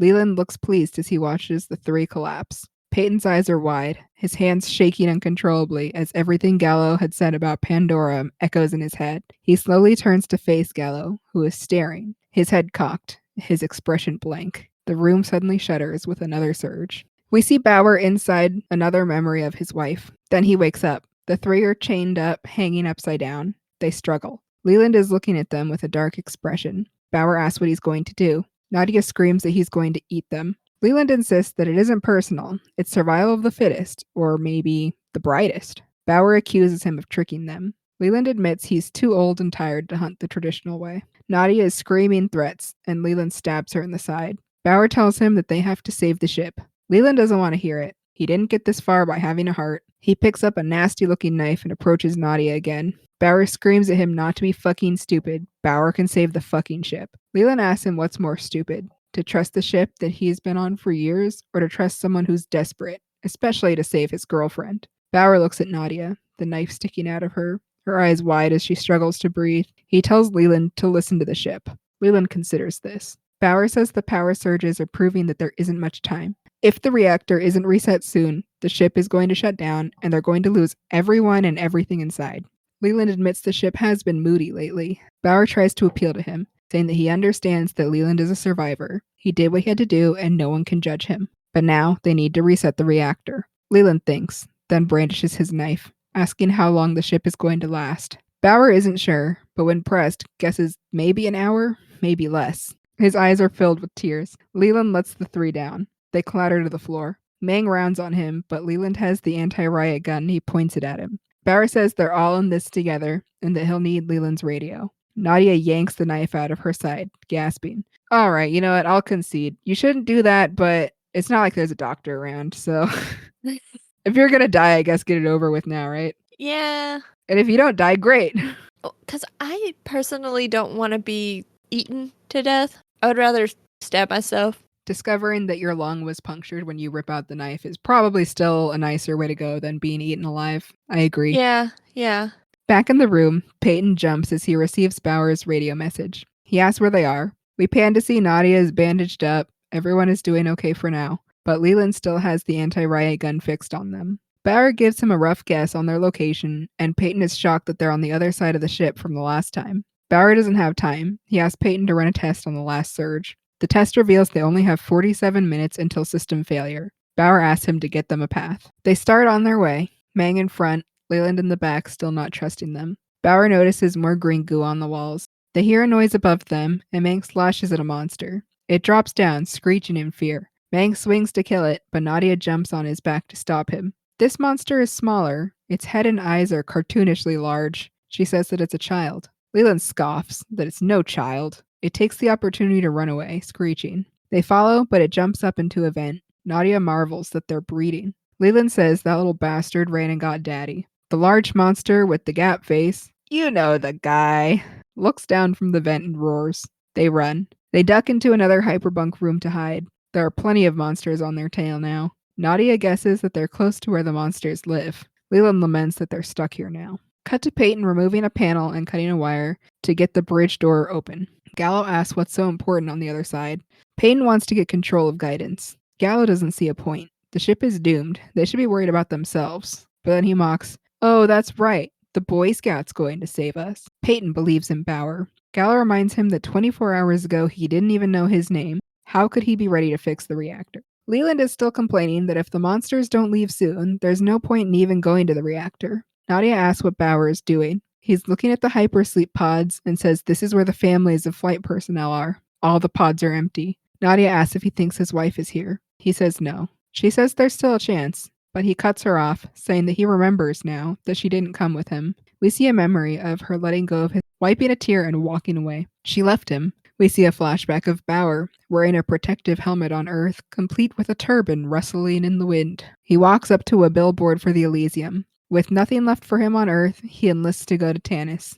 Nadia tells him that she saved his life then. Leland isn't moved. He wants to keep going. Bauer asks what reason they have to even keep going. He yells that they're all gone. There's nothing left. Leland points the gun at him and tells him to shut up. Nadia tells him he's wrong. They were meant to go on and survive. It's more important now than ever. Bauer murmurs that he remembers now. He walks up to a pod labeled M. Peyton. He says it's Peyton's wife, Marianne. He remembers. Cut to Gallo telling Peyton that Bauer is right about one thing. Once the ship goes down, they're as good as dead. Peyton asks what he's mumbling about. Gallo says there's still one option left. He wants to launch themselves out in the hypersleep pods. Peyton tells him that's suicide. Gallo points out it would buy a few days, which is better than what they have right now. A timer on the terminal reads 9 minutes 34 seconds. Peyton looks up at Gallo, and his nose is pouring blood. Bauer and the group move down a hallway. Leland mutters that the reactor is close. You can hear it breathe. They crawl into a huge room. It's got steep walls, and there's a large piece of machinery in the middle. Electricity crackles around it, shooting off bolts from 3 rods sticking out of it and into the walls. Leland confirms this is it. The group descends a ladder to reach the reactor. Gallo says that the reactor could melt down when Bauer tries to fire it up. It's been sitting there for a long time. Peyton warns him to stand down. He won't abandon the ship or leave anyone behind. Gallo screams at him that he knows he can't stay on the ship. Peyton bellows back that he said to stand down and that's an order. Gallo stomps away. Gallo is basically just an angry child at this point. He's like an angsty teenager. I feel like it's worse than that. I'm like, you go to your room. You don't get any apple juice. You can't tell me what to do. He's like throwing his Legos. They've made it to the level of the reactor. Bauer starts walking across the catwalk leading to the core. The metal is unstable. The catwalk lurches, holds, but made no noise. Below the reactor, a monster wakes up. It looks around, snarling. We see there is a mass of monsters underneath the core sleeping. They live here. Bauer breathes, Christ almighty. The monster goes back to sleep. Bauer starts walking again, but stumbles as the catwalk shudders again. Half of it breaks, the bridge now tilting. Mang runs and grabs the other side, holding it in place. Nadia grabs Bauer's hand and he clings to the edge. He looks at Mang, who is barely holding on, and then to Nadia, who begs him not to let go. But he does, dropping into another lower outcropping of metal. He hangs on, but doesn't fall into the sleeping monsters. Nadia jumps across the catwalk to the core. Bauer is trying to climb up. Nadia presses some buttons on the core and the manual sequence launches, but she doesn't know what to do. Peyton notices a glowing light on the terminal. He excitedly tells Gallo that Bauer made it. He says that they'll get themselves out of this. He should trust him. Gallo asks him how he could trust someone who isn't honest with himself. He's staring into a mirror, his back to us. Peyton puts a hand on the sedative, but then decides better. He tells Gallo that there's still time. He starts to say that Gallo needs to listen, but Gallo cuts him off, saying not to do that. He asks what. Gallo says not to treat him like a child that needs reassurance. Peyton reaches for his crowbar, but it's missing. We see that Gallo has it now. Gallo is ranting that he knows the ship better than anyone. If he wants to say, that's his choice. Peyton is searching for his weapon. Not finding it, he eyes the sedative again. He tells Gallo that he gave him an order. Gallo screams that it's not his. He asks who here is being irrational, delusional. His voice is starting to echo. He smashes the mirror in anger. Nadia is staring at the core. There's 4 minutes left. She looks to Mang. He's still holding on. He is just like pouring sweat though. My man is not doing well. He's trying. He's doing his best. I've loved him this whole time, but at this moment I'm like, my hero. Yeah, he's been kind of ride or die since second one. And he's had a rough day. He has no idea what these people are saying. He's just along for the ride, trying to help. He can just feel it in his heart of hearts that they're doing the right thing. The funniest part is the entire story told by Leland about what's going on with the ship. This man has no idea like what any of it means. He's just staring at him, just damn. Oh. You guys are talking a lot. I love Shit. him. There's no clue. He's just like, I'm sure this is important.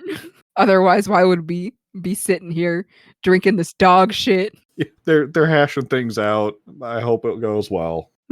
Bauer is crawling above the monsters, careful not to wake them up. He finds some gross, blood-soaked fabric material and wraps it around his face and arms to mask his smell. Yeah, that's not much better than being in the water pit, so No. no. And covering your mouth and nose doesn't really mask the scent. It doesn't do anything. No, better to just like wrap it around your torso, the like largest part of you. But no. I think it's also to kind of mask the fact that he doesn't look like a fucked up monster. He's pretty ugly by monster standards, I'm sure. Ooh, you don't have a hole in your face. Yeah. Look at how small this guy's forehead is. Ugh. Oh my god, he has Disgusting. hair? We got rid of our hair ages ago. Wait a second, that guy has hair. Gallo has Peyton at sedative point, which is the way I put it because it's like at gunpoint, but he has the piercing gun with the sedative in it. He's having Peyton open a hypersleep pod for him. Peyton tells him not to shoot himself into space. Gallo just says he's getting off the ship.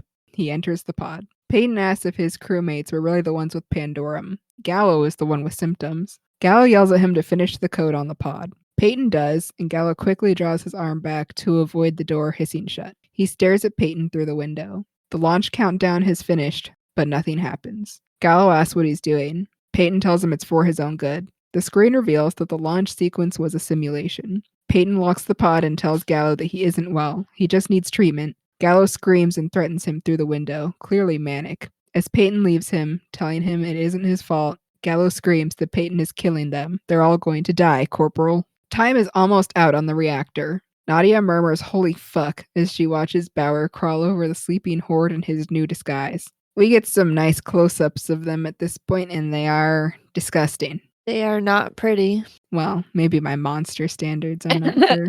Who am I to judge? They're all sleeping in the cuddle puddle, you know. Yeah, that's nice. Cozy. I would Probably hate that, really though. stinky. Can you imagine sleeping in a giant horde of humans? I think, I would just boil to death. I'd be so sweaty and hot. Yeah, I Not sweat appealing to easy. me. Just constantly getting a foot in your side. Ugh. Yeah. Can you imagine what it's like to be at the bottom of that pile? Oh, How do you even breathe down there? you can't. There's no way. Oh, I went to sleep on Uncle Bob, but when I woke up this morning, he was dead. I don't know what happened. That's why that guy has the big nose canyon. So he can breathe. Wow. Wow. We figured it out. And we know that guy is like a hot piece of monster ass. I don't know what it is, but like we can just tell that guy is like He's got the aura. he's got the look. Sha-na-na-na-na. Large and in charge. Ha-cha-cha-cha-cha. I have a problem. Mang is starting to lose his grip on the catwalk. Against all odds, Bauer makes it to a ladder and starts climbing up. But at that moment, Leland drops his flashlight. It falls down into the mob and wakes one up. It looks around in confusion and screams. They all wake up and start climbing. Mang drops the catwalk and it falls on them, drawing their attention. Mang screams at them in Vietnamese. They focus on him. He hurls his spear and it impales one. Then he looks for a way out. Nadia helps pull Bauer onto the platform of the core. There's 45 seconds left. He begins the sequence. Mang manages to open a door and get through it. Monsters following. Nadia warns Bauer that the monsters are coming as he scans his tattoo. Just in the nick of time, Bauer activates the reactor, the restart causing a surge of energy that kills most of the leftover monsters below. Mang barely makes it out of the room in time. Nadia and Bauer stare at the reaction. In Peyton's room, the power comes back. Peyton exclaims, "Boy Scout did it!" Gallo admits that Peyton was right. He anxiously asks to be let out of the pod, but Peyton ignores him.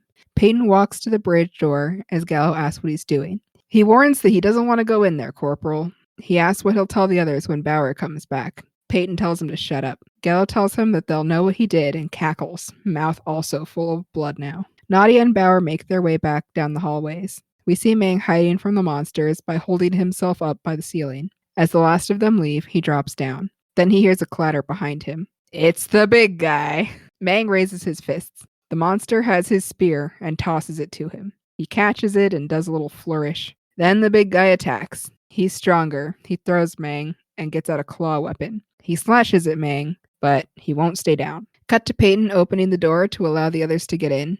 Gallo tells him to think about what he's doing. Frustrated, he turns off the speaker to the pod. But then Gallo's voice echoes in his head, warning that they'll never let him get away with this. He slaps his temples in confusion and screams at him to shut up. Mang seems evenly matched with the large monster. They trade blows and Mang holds him at bay as he snaps his teeth at him. Then he manages to stab the monster in the gut. Bauer and Nadia are running. There are monsters in seemingly every direction. They're catching up to Leland, who glances back at them, and the monster is following.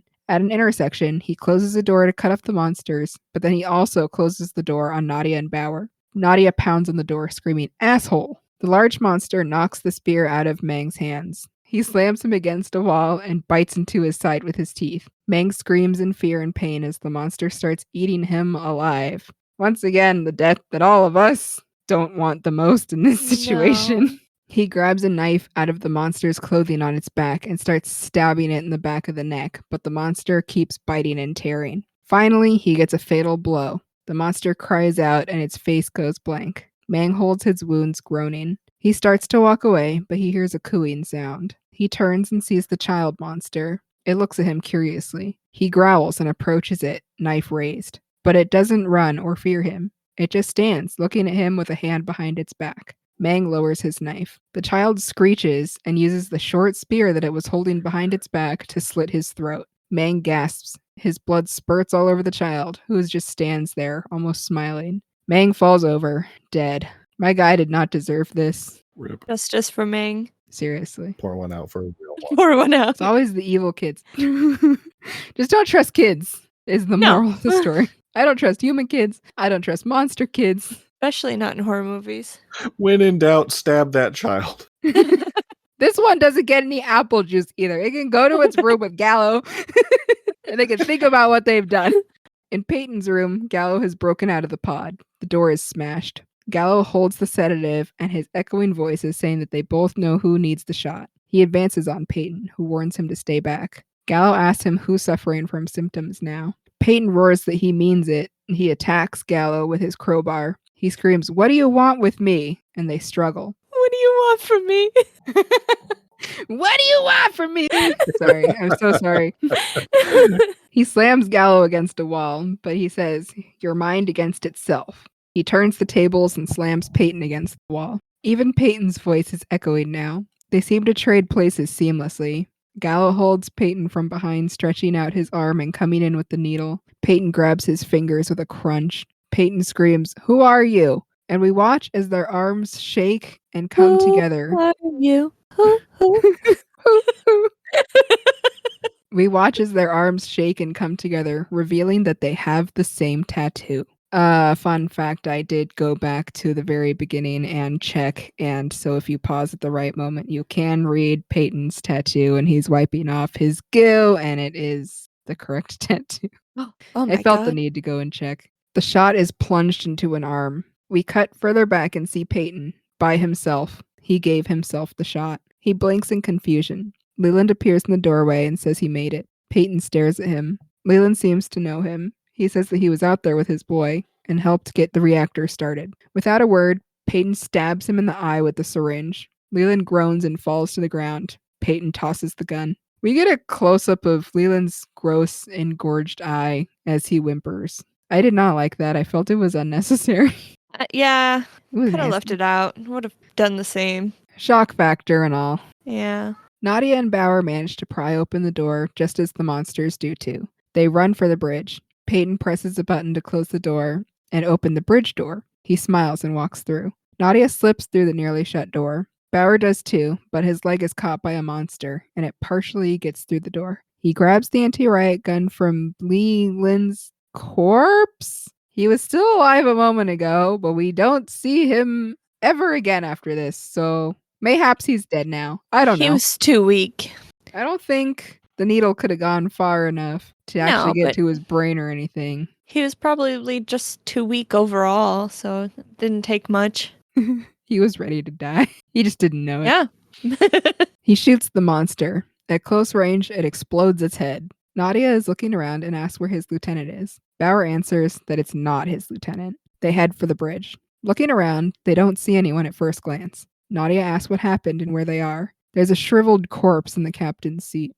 Bauer asks the flight log how long they've been out and how far they've gone. Nadia continues to look around. She walks up to a wall, holding up a hand. When she whirls around, noticing Peyton Gallo. He sits in a chair in the darkness. Bauer points the anti-riot gun at him. He says that his memory lapse has worn off, and he asks who he is. He answers that he's Corporal Gallo. We see a flash of him from the day of that fateful transmission. He says he was younger than Bauer even reported, but now he can't even remember what life was like before that. He says it's all he has. Bauer tells him that he received the final transmission, stayed awake, broke the rotation, killed his crew. Gallo looks at him stunned, asking how he could know that. Bauer asks where they are. The many flashing holographic screens don't have a map, I guess.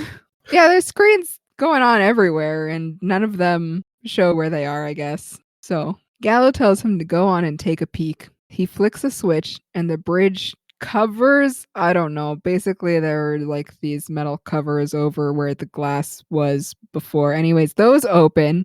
Where there should be space, there is only darkness. Bauer asks what he's done. Gallo says he doesn't get it. There's no one left to judge. Nadia stares. She asks where the stars are. She murmurs, "Oh my God."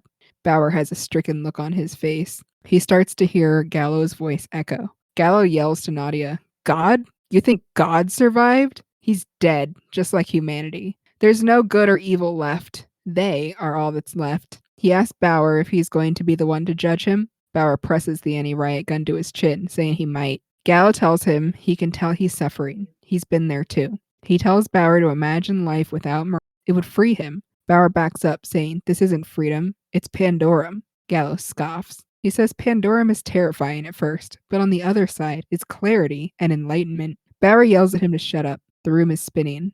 I did my best with this last sequence, but it's very confusing. We're not sure what's real, what's not real, and they do have good effects as far as we can clearly tell he's descending into madness. So to get the full effect, I do recommend watching the film. And if you're very lucky, your TV will start to die, apparently. Yeah, this is about where it started to go real nuts. And it'll seem like it's supposed to be doing that.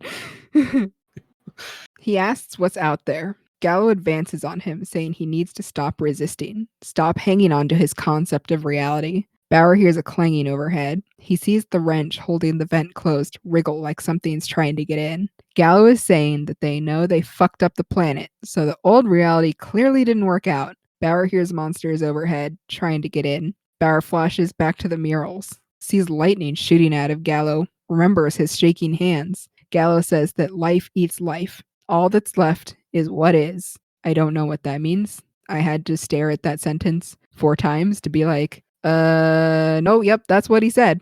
All right. Makes no sense. All that's left is what is. It is what wrong. it is. It Yeah, is that's what the it closest I is. can think of what that means. It's like, it be how it do. Exactly. The ship is the seed, and they can create a new world. Bauer screams at him to shut up.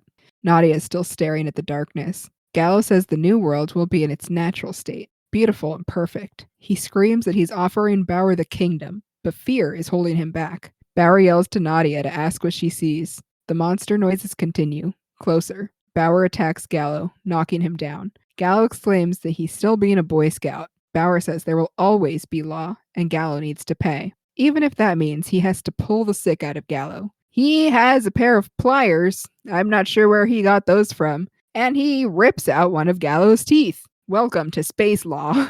That'll really take the sick out of you. Forget the apple juice. You're losing your teeth, mister. I mean, I feel like if I start to lose a little bit, pulling one of my teeth out might snap me back to reality. Yeah, Oops, maybe. there goes gravity. Nadia yells for Bauer. He drops Gallo and goes to her. Gallo is coughing, his mouth bleeding. Bauer looks out into the darkness, and a bioluminescent life form glides over it, kind of like a manta ray, but like a little bit thinner. Very graceful, though. It was kind of cool looking. It was Kinda cool pretty. looking. Yeah. I wonder if they're also fans of coelacanth. As they stare, more life forms come into view. And bubbles. They're underwater. Nadia realizes they already crashed. Bauer says they've been on Tanis all this time. The flight log reads that the flight has lasted 923 years. The ship had navigated and landed itself 800 years ago. That's a lot of years. Shit like that, knowing that they've been underwater for 800 years, that's Yeah. what really amps up my anxiety. I don't like it. I want to go home. Are you sure you don't want to go to space? Want to get away? Want to break from the ads? In the future, this is our ad-free version. Just kidding. Gallo yells that it doesn't float too well, though. Sick burn. They never accounted for water. It's true. They should have, since it was an Earth-like planet and all, Right? with water Why on it. didn't they? He grapples with Bauer again. He grabs his head and presses it into the terminal. Bauer's sight is unstable, swimming. Gallo tells him to let go of his fear. He's choking Bauer, who is staring at a vent in the wall. As Gallo tries to shush him, Bauer says that they're coming in. Gallo lets go, looks into his eyes, and says, "Attaboy." Then Nadia hits him in the head with a piece of metal. And Nadia comes in with a chair! Watch out. Gallo fights her, tries to strangle her, but she holds him back with her knife. He gets the upper hand, though, and chokes her, then drops her. Bauer has wandered off a bit. He stares at the vents, which are starting to rattle. Gallo picks up the knife and stalks toward Nadia. Nadia screams at Bauer, asking what he's doing. Bauer turns and sees Gallo hold the knife to Nadia's neck. She asks him why he doesn't shoot, but then he sees a monster enter from the vent. He fires, but it was a hallucination. A piece of metal flies off the wall and hits the glass of the bridge window, cracking it. They watch as the cracks spread. Bauer stares at the panel he shot for no reason. He throws off the gun and looks to Nadia. Just as the glass cracks, he grabs her and they run. Gallo sits on the captain's chair and covers his face as the water pours in. The computer shows the hull breach and that there are 1,211 pods left active out of 60,000, confirming my earlier suspicions. Nadia and Bauer run downstairs and get into a hypersleep pod. Nadia asks him if he's crazy as a monster crawls into the room. Bauer asks if she can see him. She yells, "Fuck him!" So it's not a hallucination. Water is pouring into the pod and she's freaking out, saying she doesn't want to die like this. Bauer tells her to hold on. The monster appears at their window, but then the pod launches. We watch it shoot out of the underwater ship, heading towards the surface. Bauer cracks a glow stick and everything is red. Nadia is still panicking, but Bauer tells her to just breathe and he puts the face mask on her. They hurtle through the water. The pod is completely full of water and Bauer is running out of time. Finally, the pod bursts through the waves. The ship wasn't too deep because one of the rings is visible above the surface. The pod lid flies off and Bauer gasps for air. He gets Nadia up and takes the mask off her. She sputters, but he tells her to just breathe and she calms. He cradles her face and tells her it's safe to wake up now. They look around at the planet in awe. Other emergency evacuated pods begin to hit the surface. We see a shot of all of them rising. Bauer and Nadia smile and laugh in relief. There are beautiful green cliffs and a CGI waterfall reminiscent of all of those 90s computer screensavers. That's Beauty. exactly what it looked like.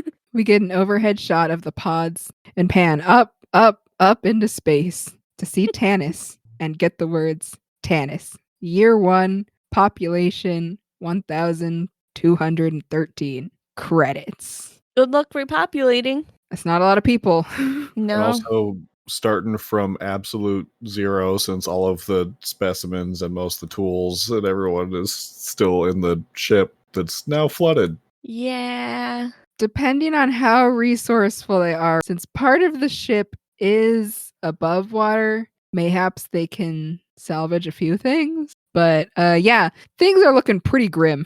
Rough. It's from one horror to another, really. You're still going to have to try to survive.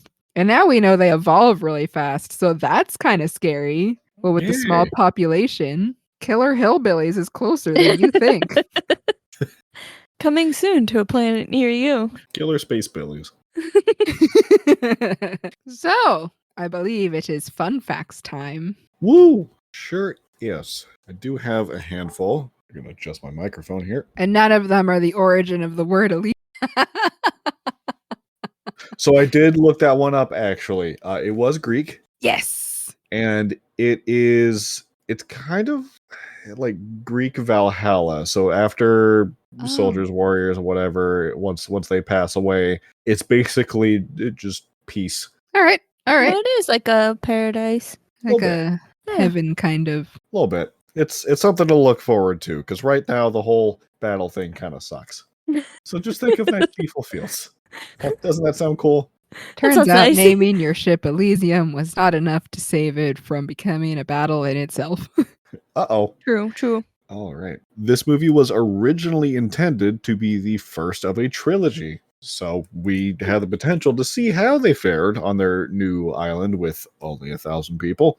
Interesting. Unfortunately, because this didn't do very well at the box offices, probably not going to ever see it. Also, considering Yeah. it came out in 2009 and no word yet, also probably not going to see it. I don't think we need to go there. Yeah, I think this I feel was like it's a good enough. ending point. It's too bad, but I think we're better off this way. A semi-related to that fun fact, probably explaining why it didn't do so well at theaters, is this movie was not screened for critics at all. Oh, It just got sent out. Oh, they were like, fuck it. Yeah, good luck, no everybody. reviews, no focus groups, nothing. Just we made the movie. All right, send it. Wow. Maybe not the That best was choice. risky. And that, ladies and gentlemen, is not how you release a movie. No. Everyone was upset. There wasn't enough Norman Reedus. That's the main criticism, is there isn't enough Norman Reedus. Speaking of Norman Reedus, he asked for the role in the movie because he had previously worked with Christian Alvart and wanted to do so again. Aw, that's nice. The friends. Too bad he didn't get to be in there a little bit longer, but I'm sure they had their fun. So in the the specimen lab where they eat the crickets, Ben Foster insisted on eating live crickets instead of using special effects or dead ones. Why? I don't know. Fun. I think a lot of the crew on the set probably asked him the same thing. It for the realism. Because Could have just eaten space dead ones. isn't Just real eat enough. a dead one. Yeah, seriously. What if he just really liked crickets? He's like, oh, sweet, free snack. I was wrong then. They were not grasshoppers. They looked big, but that was probably just a camera trick in one of the first shots. I mean, crickets and grasshoppers are so similar. True. I don't think anyone could fault you for confusing the two. Speaking of fun Ben Foster facts, Ben Foster's brother, John Foster, has a small role as the guy who wakes up in the big pod bay and immediately gets killed by all the aliens. That's fun. You know, that Right. is fun. Like, hey, bro, you want to just scream for a little bit? One day on set, I swear. It'll be really funny. Oh, I bet they played into a sibling rivalry on set with that one. Mm-hmm. Just as the aliens just, Mom loves me more. Yeah, well, I got to star in a movie. You died in 2 seconds. Idiot. Another fun Who Plays Who fact. I'll see if I can pronounce this. Andre Henneke, I think is how his last name is pronounced, who plays the lead antagonist alien, the one that has the super cool fight. The big At the end. guy. Yeah, the big guy with Nose Canyon. Nose Canyon. Plays the lead alien, also plays the commanding officer in the opening scene. Oh, shit. Yeah. That's cool. I don't know if they meant that to be like symbolic. Obviously, it's not the same guy I in the don't canon. Or is it? I don't think so. It 'cause, couldn't like- be because like they had to evolve to get that way. There had to be generations. Well, they said And- that they Yeah. evolved fast. Yeah, but they said Gallo killed the rest of his crew, right? Yeah, Gallo killed them. So I think that's more of just a casting thing. Yeah, they were breeding, so I think it would take a few generations. That is a fun little headcanon, though. Yeah. Looking at it like symbolically, like it's not the same guy, but he evolved as somebody became that guy. It's kind of fun. The last fun fact that I have is that the child alien that kills our boy, god damn it, is played Mang. by the daughter of the director. Oh, that's cute. Oh, he was Yeah. like, "Congratulations, daughter! For your birthday, you get to spend 9 hours in makeup." You're now an actress. But hey, you get to kill a guy. Isn't that cool? That would make my day. Thank you for Yeah. those fun facts. Theme analysis time. So Pandorum kind of explores themes of overpopulation, resource scarcity, and sort of the dark side of humanity and the psychological effects of isolation and trauma in space. So the movie's prologue sets the stage, showing us that Earth is slowly over time suffering from overpopulation and a severe shortage of water and food that highlights the desperation that sort of leads to the need to colonize another planet. So with going into space, you've got this sort of isolation. You're in a pod for however many years, going through an extended sleep, and then you wake up and you're by yourself. You have no idea what's going on. You don't know how long you've been there, been asleep, or so the crew's extended sleep and disorientation and memory loss, waking up, create this sense of isolation and definitely vulnerability. And being by yourself, being in space, not knowing what's going on, it would freak me out. I would Fuck yeah. panic. I might do some things. Me, Pandorum, immediately. Yeah, immediately. I don't need And no reasons. I'm just like, oh fuck, I'm crazy now. Right? That's it. I'm crazy. It's fine. Everything's fine. I'm gonna eat people now. They put me in a room, a rubber room. A rubber room full of The rats. room was full of aliens. Rubber The aliens ate aliens. me. The aliens made me crazy. So with that, they explore the line between reality and illusion a lot. You can't tell what's real. I still don't know if the ending is real or not. I will be frank. I don't know if it's real. Do you think they weren't underwater? No, I think they were underwater. I just don't know how much of that was actually real. Did they actually Oh. get out? Are the aliens real? I don't know. I don't know. It's just a theory. Unreliable narrators. Exactly. But despite what they're going through, it also sort of touches on hope, the theme of hope. They're really striving to survive and find a way to restart civilization. Yeah, I don't have much. Honestly, I am impressed with how much credit you're giving this movie because I honestly think that their thought process was space, scary space monster, insanity. Off to the presses. I mean, when you're put in these really stressful, extreme conditions and you're by yourself and you're being hunted. Your only friend speaks Vietnamese and you don't. Was he even real? I don't know. How dare you? Ming was Is real. Nadia real? I don't know. Yeah, I'm willing to question her. Yeah. Is Leland real? Big if. No, I'm willing to believe that Leland is real. Me too. He was talking about being in the Navy and he's a cook. Dude, I've met some CSs. That tracks. They're all nuts. My mom was an army cook. Like, you be nice to them because they cook your food. But they are unhinged at a level that I will Yes. never be able to comprehend. Fun. Thank you for your theme analysis. You're welcome. And now we move on to Letterboxd reviews. We rate the movies on a scale of 1 to 5 because that is the scale that Letterboxd uses. And we rate both for scariness and for quality. So we start off with a scary rating. And I have to speak my truth.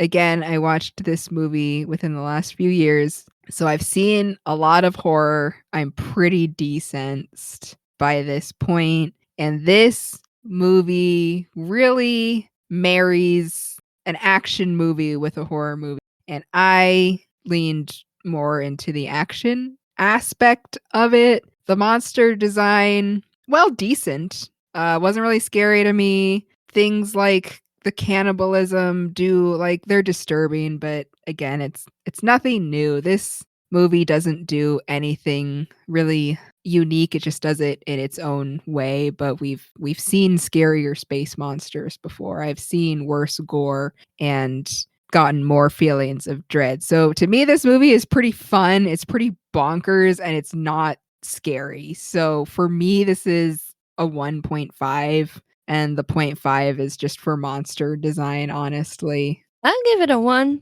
I didn't feel scared at all. I was mostly confused. The whole time I was like, they keep talking about Pandorum.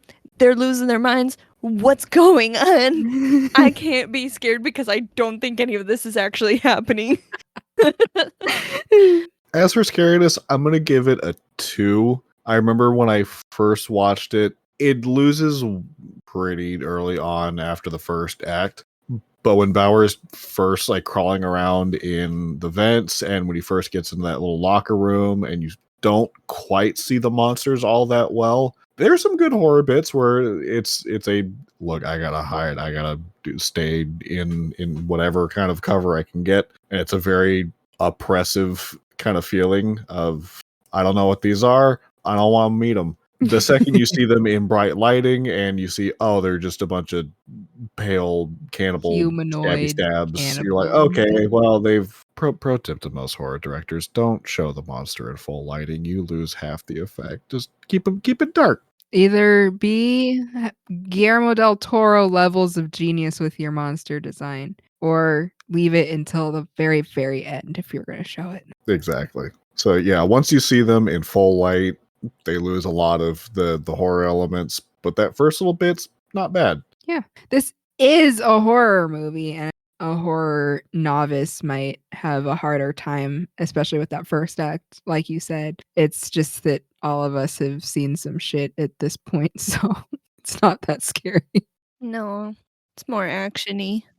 Moving on to the quality ratings. I grapple with this one because I really don't think it's very good, but it is a lot of fun for me because, again, it's bonkers. There's so many plot holes. There's so many things that seem like they were going to be something, but then it got cut. Like, he touches that goo on the wall, and we never talk about it again, even though he finds the goo in more than one place. Nadia says that she woke up in a group of 5 people, never mentions them again. There could have been more. There could have been less.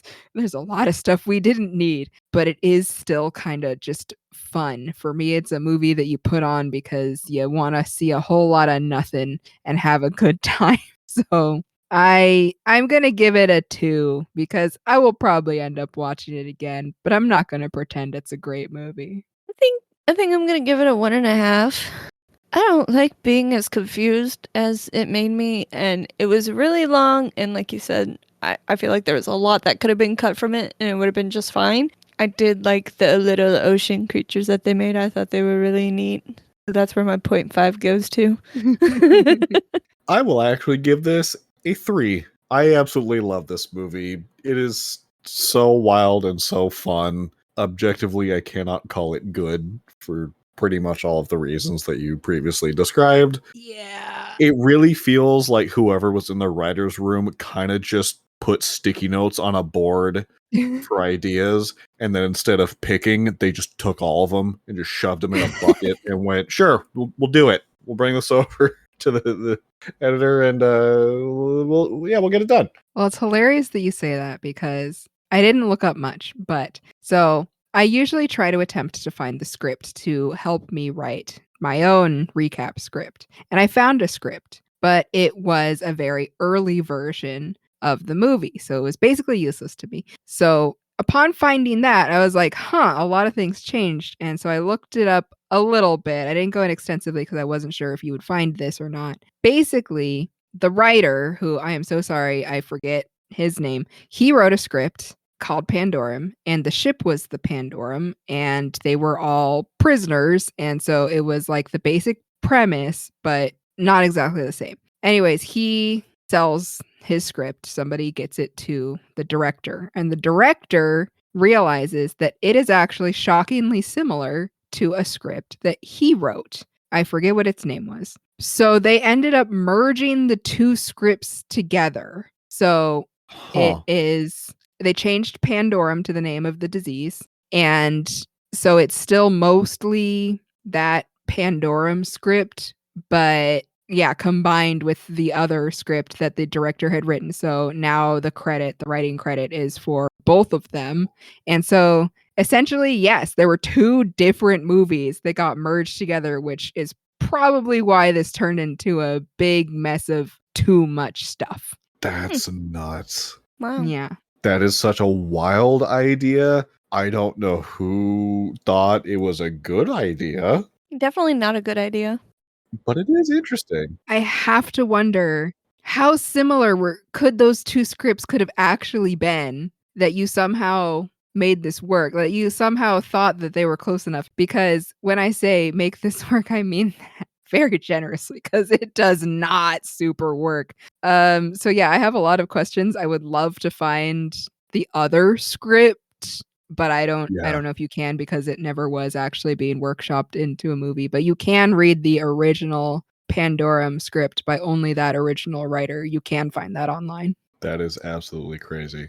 So that wraps up our Letterboxd reviews plus an extra fun fact. So yeah, if you're not huge into horror, but you're listening to this podcast for some reason, I would definitely suggest you can check this one out. Maybe peek through your fingers through the first act, but then just enjoy the wild ass ride that acts 2 and 3 are. It is kind of a long movie. I do feel like it has pacing issues, but you know what? We're here for a fun time, not a good time. And that brings us to the end of our coverage of Pandorum. Wow, this was actually a longer one. I'm a little surprised. Yeah. But I think it's because we were... Yeah, getting sidetracked. There's also a lot that goes on that you had to describe. There's a lot going on, a ton of jokes, and I loved them. So, we will be continuing Sci-Fi Month with our next movie, which is going to be 2020's The Invisible Man. I'm very excited. Saw this one when it was released, and it was very good. So I'm very excited to cover it. I've heard a lot of good things, never seen it myself. I'm very excited. I don't even know if I've heard about this until recently. I think you'll like it. Don't forget to check us out on socials. They'll be linked down below in the description, including our new Discord. Come chit chat with us. Don't forget to give us a rating and a follow. Thank you for joining us. This has been Scenes, Screams, and Spooky Themes, Take 9. That's a wrap.